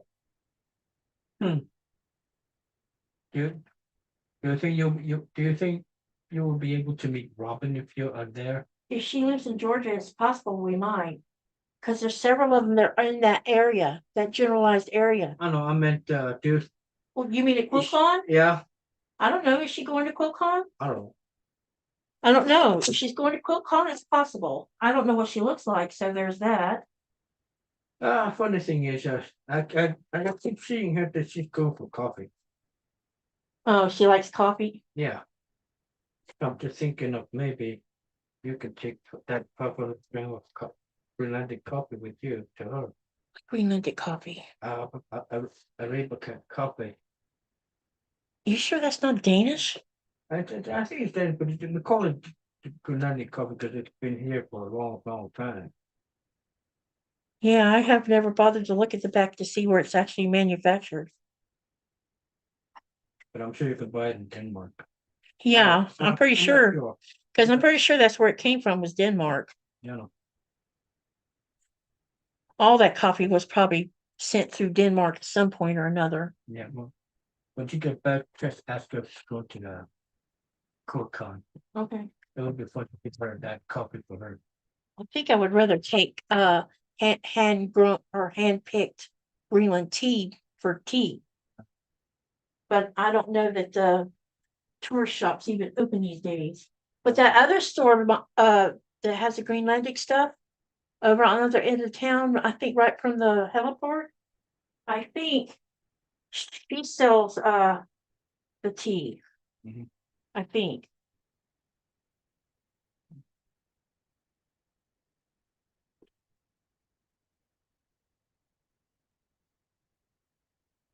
But I'm not sure. We have to go over there and check that store out because I've not been in there at all. Kind of keep forgetting to do it to go have a look. I think she's the same person that bought those the stars that you made.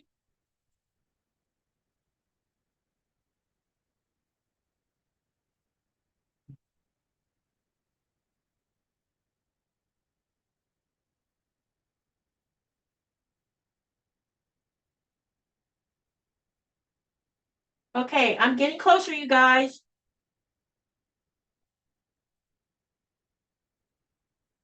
I need to sit down and do this. This is hurting my back.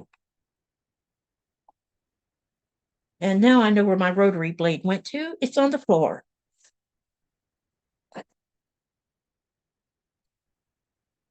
That's why I couldn't find it. Bear with me here. It's going to take me a bit longer to do this because now it's really big. And I have very little space.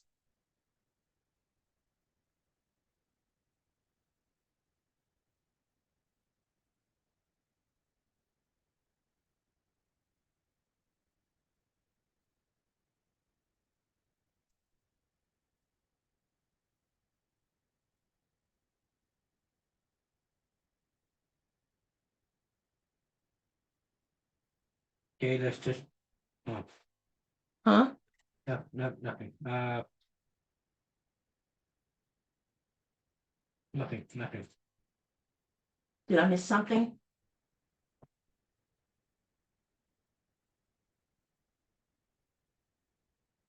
Honey. Babe.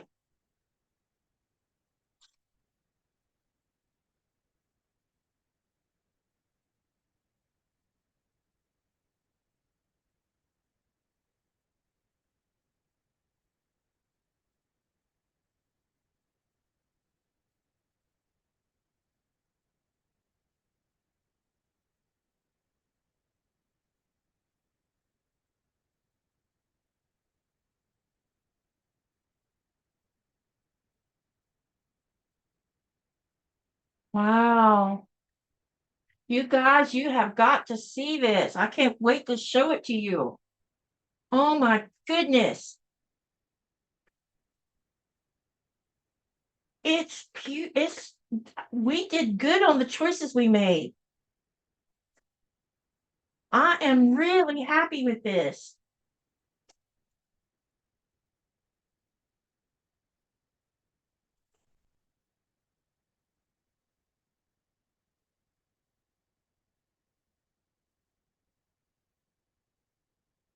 I can't do this upside down. It's too difficult.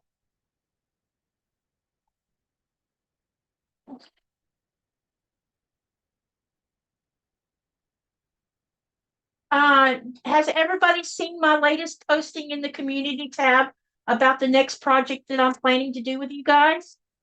If you haven't, can you visit either the community tab or my Greenland Quilter group to see what I plan on doing as the next sew along that if you want to participate in it, you can. You don't have to though, but it's a free pattern from Qaqortoq. She just dropped it. Yes, she dropped it Friday, so that was yesterday. And it's cute. It's not going to be a big project, and we could probably all get it done within 2 or 3 weeks, maybe. And it'll be something that you can hang up on your wall, or you can give it to someone as a gift to hang on their wall.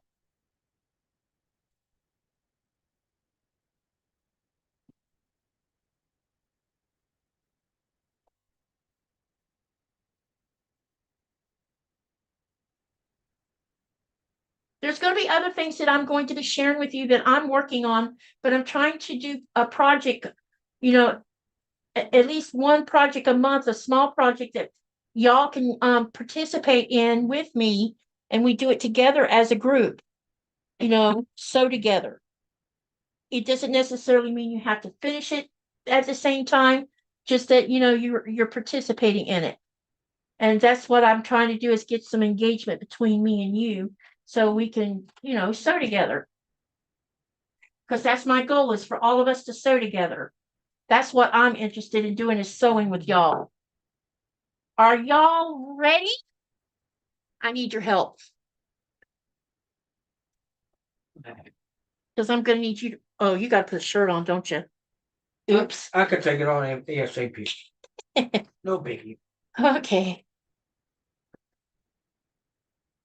Let's see if we can get this. You hold that side. Give me that. All right. No, just stretch it up.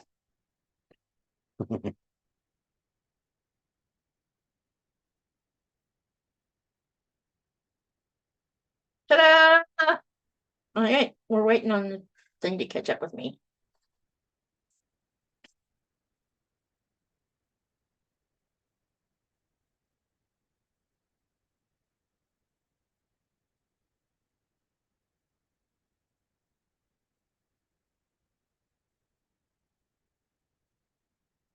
That's big. Yeah, it turned out big, didn't it? Yeah. For just using a small charm pack. Yeah. What do y'all think?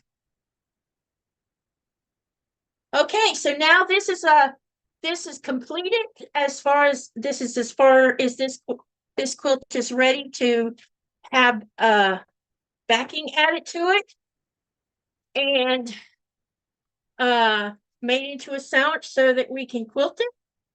And so that's what's going to happen. So yeah, that's what it looks like, you guys. Let me get up a little closer so you can see the edge. Frankie was asking you a question. I'll back scroll and answer your question, Frank.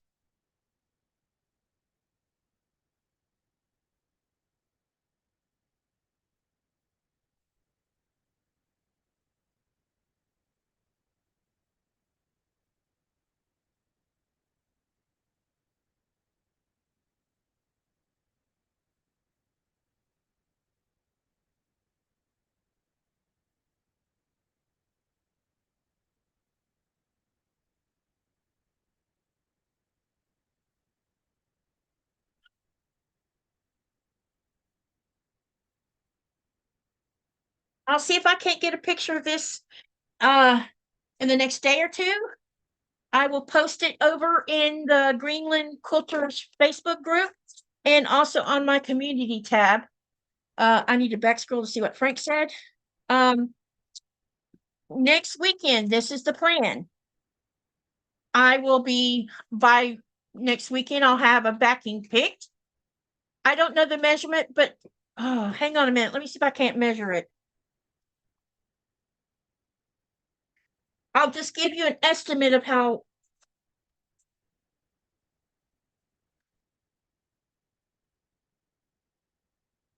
Hang on a minute. I'll tell you what I'm going to do. I'm going to fold it properly and into a quarter, and then I'll take my long ruler and measure it like that and do it. And then it'll be just an estimate of what the size of it is currently. It won't be exact because I have a long tape measure of it somewhere inside my sewing room.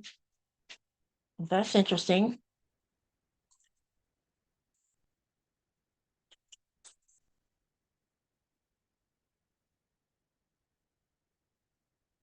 Okay. Let me see how this is, how wide both directions this is. Be right back. I got to get my long ruler.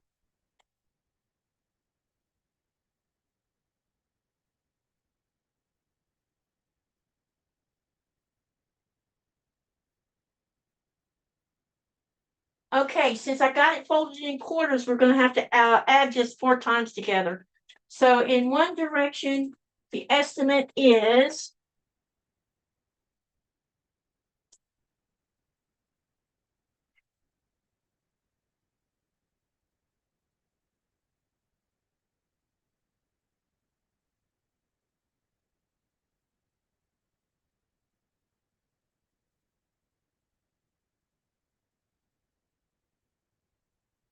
25 and a half by, you get a pin.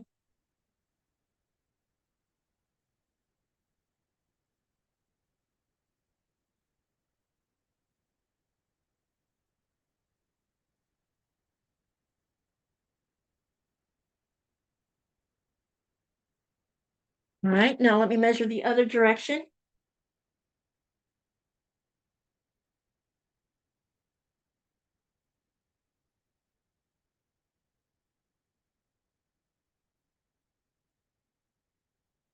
Okay, so let me do the math real quick. 25. So it's 51 inches wide by, no,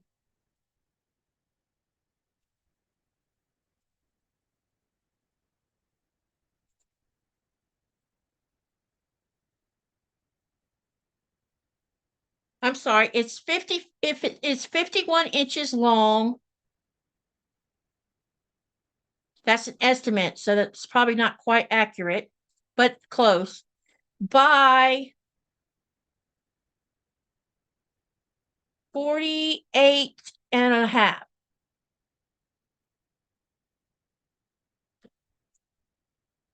Sorry, I don't know why I said times 4, Kathleen.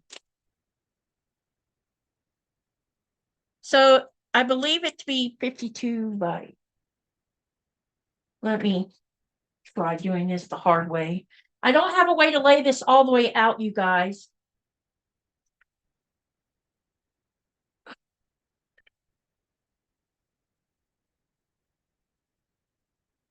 See, that's what I would have used my cutting table for, to measure it. But my cutting table is, well, you know, 24.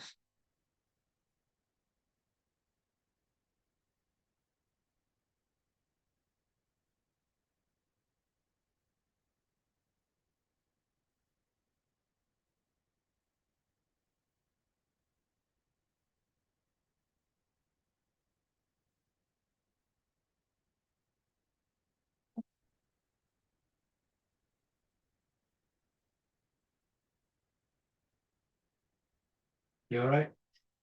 I need a tape measure. I cannot measure this ruler, cannot measure this way.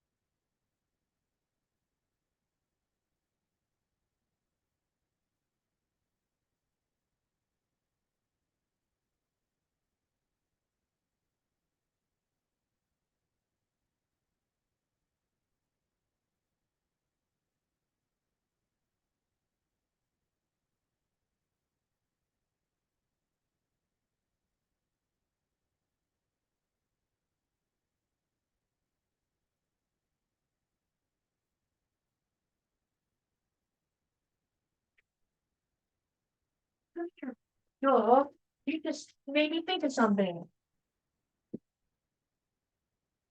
Bear with me for a minute, you guys, while I figure this out, okay? Where is, I have a box that has Put the feet and. does that have feet and inches in it? So I was gonna say I have a plastic. Okay.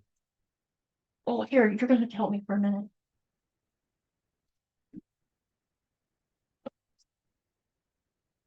Okay.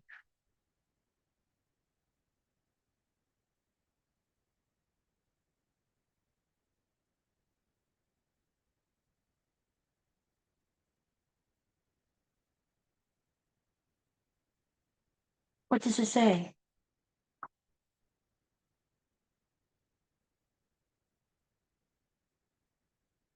Under 37. That's metric. I thought 5.4. 54 inches Yeah. looks like. Yeah, 54. So 54.5 inches. That is 1, 2, 3, 4, 5, 6, 7. Okay, so that's the length of it. The length is, this is an estimate, 54.5. And the width, now we got to turn it the other direction.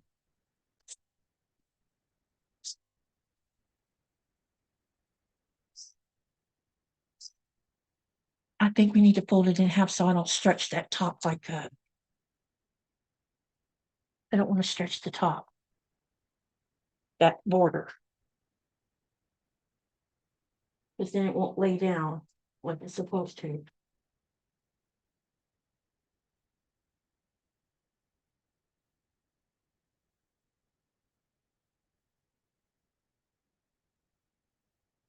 Okay, now let's just use the fold as what I'm going to measure. That way I'm not pulling on that. Okay.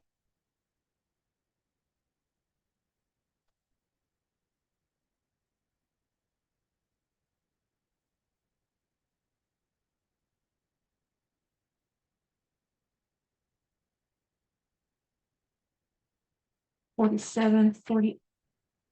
48 something. Looks like 48.5. Okay, so the width is 48.5. That is an estimate, you guys, because I don't have the proper ruler or table to lay this out on. Okay. So that's an estimate. When I find my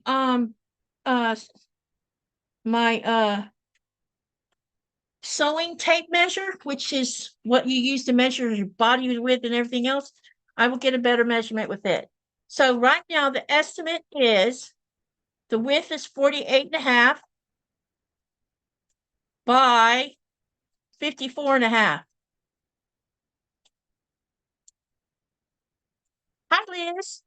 Sorry for not saying hi sooner. And I need to back scroll and see what was said by Frank.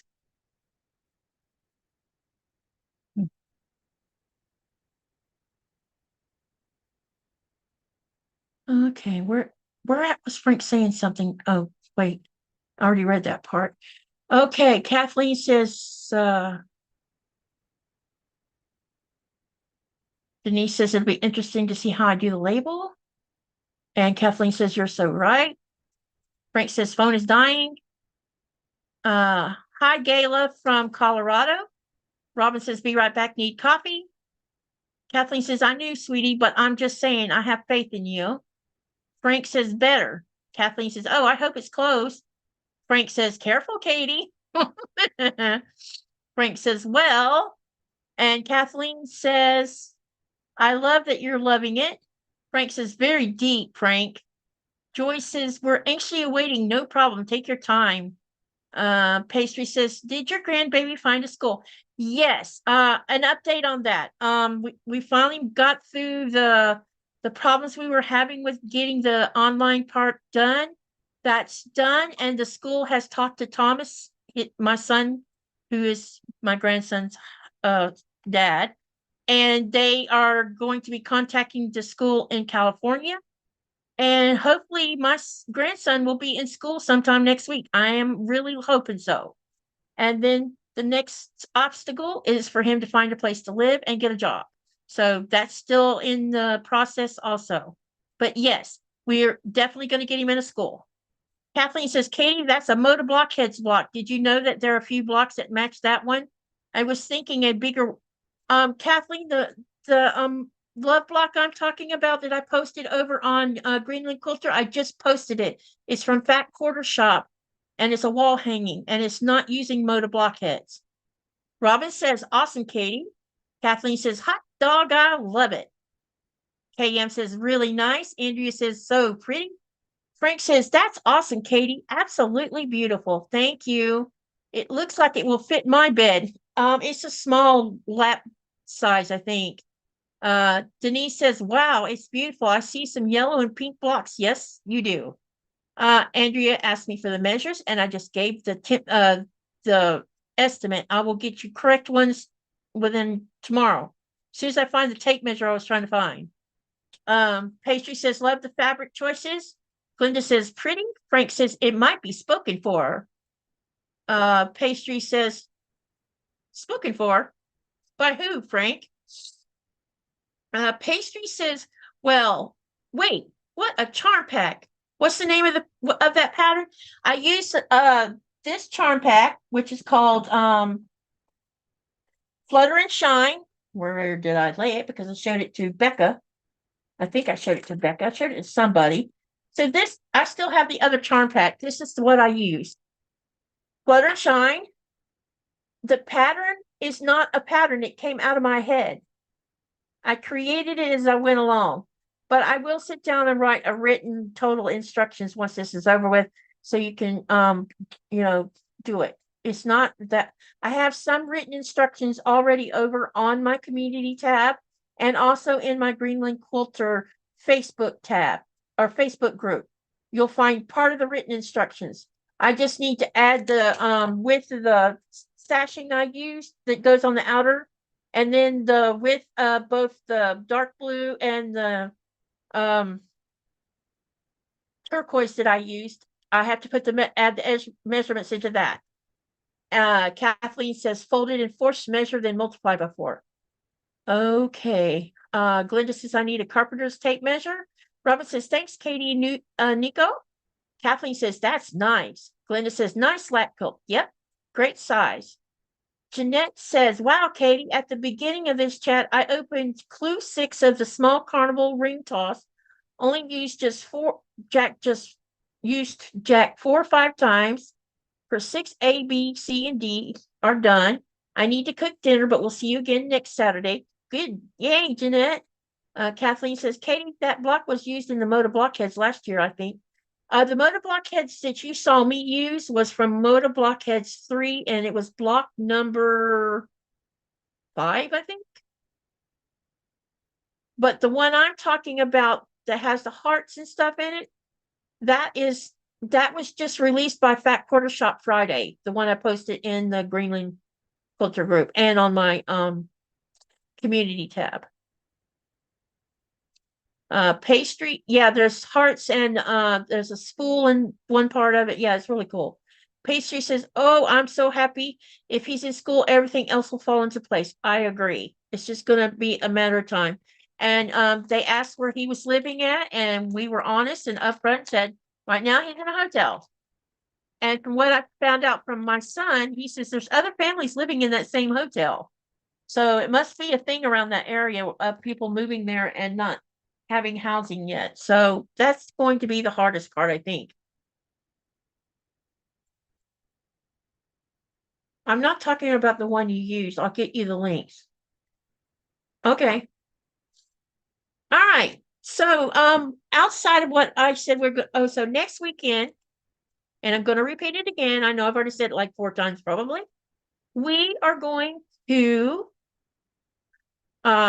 you're going to watch me do some piecing where I can incorporate a quilt label. We will go through my quilt labels and pick something cute to put in there. Then we'll sew it on. So in the strip that's going to go down the center of the quilt, which will join the top and bottom half of the backing. Then it's my intentions to go ahead and create a sandwich and get it basted with safety pins. And then I will talk about using painter's tape and how I'm going to use a painter's tape for straight line stitching, because I'm going to do straight line stitching on the vertical in both directions. That's how I'm going to quilt this. I think it'll look nice that way. I just got to decide if I want to do 1 inch apart stitching or 1.5 inch. I haven't made that decision yet. And then so the quilting will happen next weekend. We're just going to talk about it, and I'll talk about the painter's tape and show you how I'm going to do it, or try anyway. And then the following weekend I'll start the quilting of the project itself. And hopefully by the time the live is done, I'll have the whole thing quilted. And then the following weekend we will do a binding on it, and we'll be done with that quilt. It'll be all finished, start to finish, that y'all have watched. So tell me, what do you think about the quilt top so far? What did you think about it? What do you think about the process that I used, even though I don't have a written pattern? I'd like some feedback, please.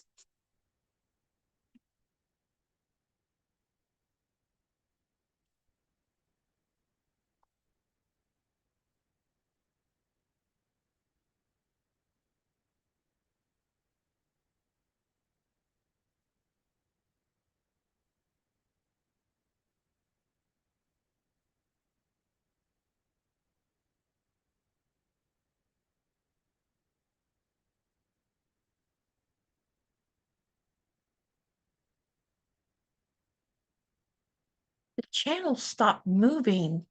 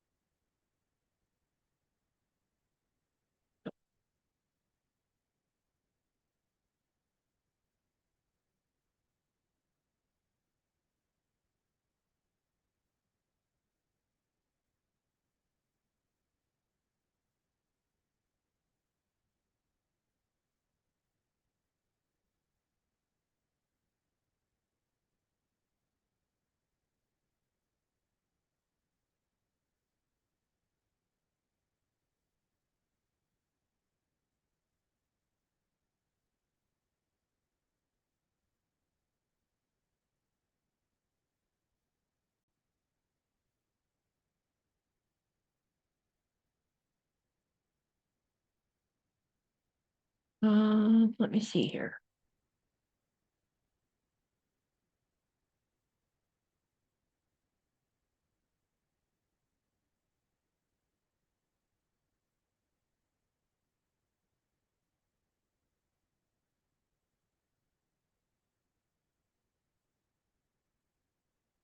It was awesome start to finish. I think it's beginner friendly. No written are the best. Easy, quick, great for beginners. Would look great with 2 charm packs. Yes, it would. It would have been a nice size quilt if I'd used both my charm packs.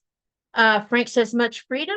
Maybe it will be my next quilt top, Glenda says. It's a beautiful quilt top. Thank you, Mary. Okay, this is a link for our the next project after I finished after I'm totally finished with this quilt we're working on now, this will be our next project that I'll be doing on the live on Saturdays. That's the plan that I have. And then I will be writing a blog sometime this week. I need to sit down and take the time to write a blog. And I'm going to give y'all at least 3 to 4 months of what I intend upon trying to accomplish. And it'll be a list, so you'll know, okay, she said she wants to do this and this and this and this. And hopefully as I go along, I'll be able to check these off, so you'll see that I'm making progress as I'm sharing these projects. As far as there's 3 projects that I definitely will be doing on the back burner, I guess, not back burner. Okay, so there is Stronger Together. That's a new one. For 2024, I definitely am doing that. I'm also participating in the Sugary Dew monthly quilt along, Happy Notes. And there's one other one. I will do that. Definitely. I will do that. I'll get it written up so y'all have it. On the Stronger Together, the plan is I'm going to probably just record it as I sew it together, and then cut the videos into like for block 1, week 1, week 2, week 3, and week 4, because actually the Stronger Together doesn't start until February, but I'm going to do it in January so that I have February content while I'm in QuiltCon. And that way you'll have something to watch if I'm not live on, because I don't know how I'm going to handle my live in North Carolina and Florida and Georgia yet. I would like to be live on my usual Thursdays and Saturdays, but I won't have a sewing machine. Oh my gosh, you guys got to see this. Check this out. I'm going to move this camera. Remember how I said I was playing chicken with the thread? Look, honey. Oh. Remember I told you I was playing chicken with the thread? Look, Oh, yeah. I won. Instead of it winning. Look at it. Oh my gosh. Y'all see that? Thank you, Pastry Queen. I'm really happy with it.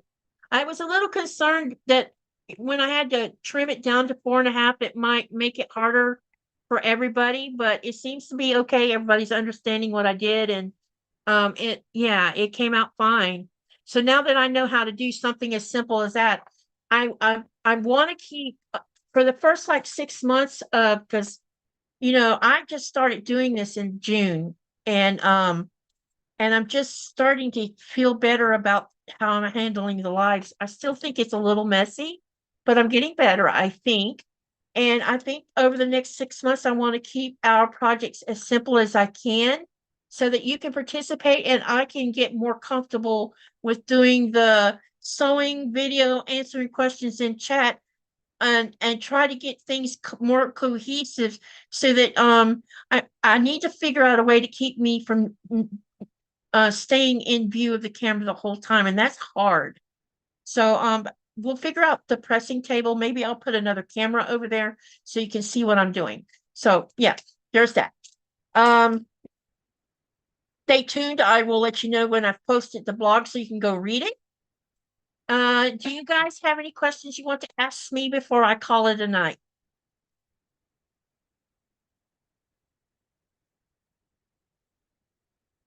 And thank you, Denise. Thank you, Frank. Here you go. I didn't want to. Oh, no, you're not. It's all good, Kathleen.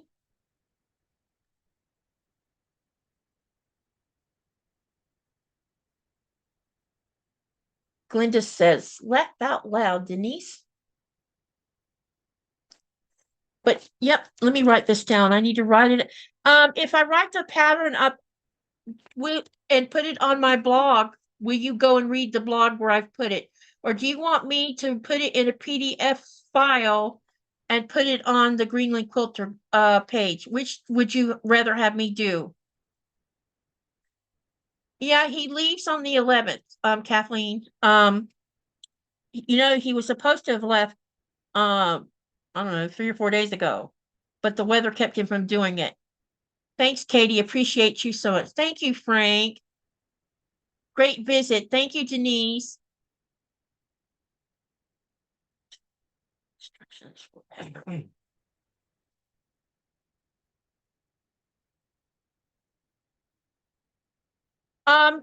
one of the things I wanted to ask about when I'm writing the pattern, you know how we put the after we made the small blocks and you need to trim down to 4.5. Do I need to write how you trim it down to 4.5, or will most of you know how to do that on your own? Yes, it is fun sewing together and a PDF. Okay, gotcha. PDF it is then.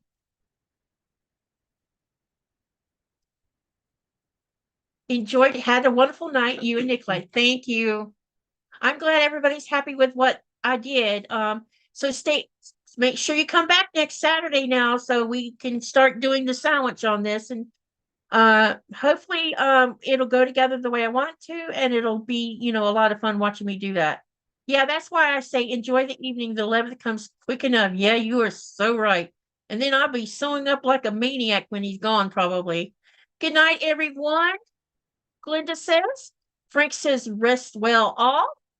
Okay, so no one else has any questions they want to ask before I shut this down. Better hurry up and answer or forever hold your peace. Okay, I'm shutting up. Laugh out loud so you can get going. Have a great night, everyone. Gayla Walter says good night. Thank you, everyone, for coming, and have a great night, and see you on the next video.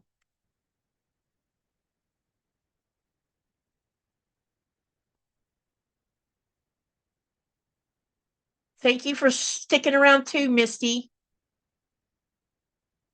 Have a great, wonderful night and week. Thank you, Pastry Queen. Thank you, Joy. You're welcome. Thank you, everyone. Okay, I'm out.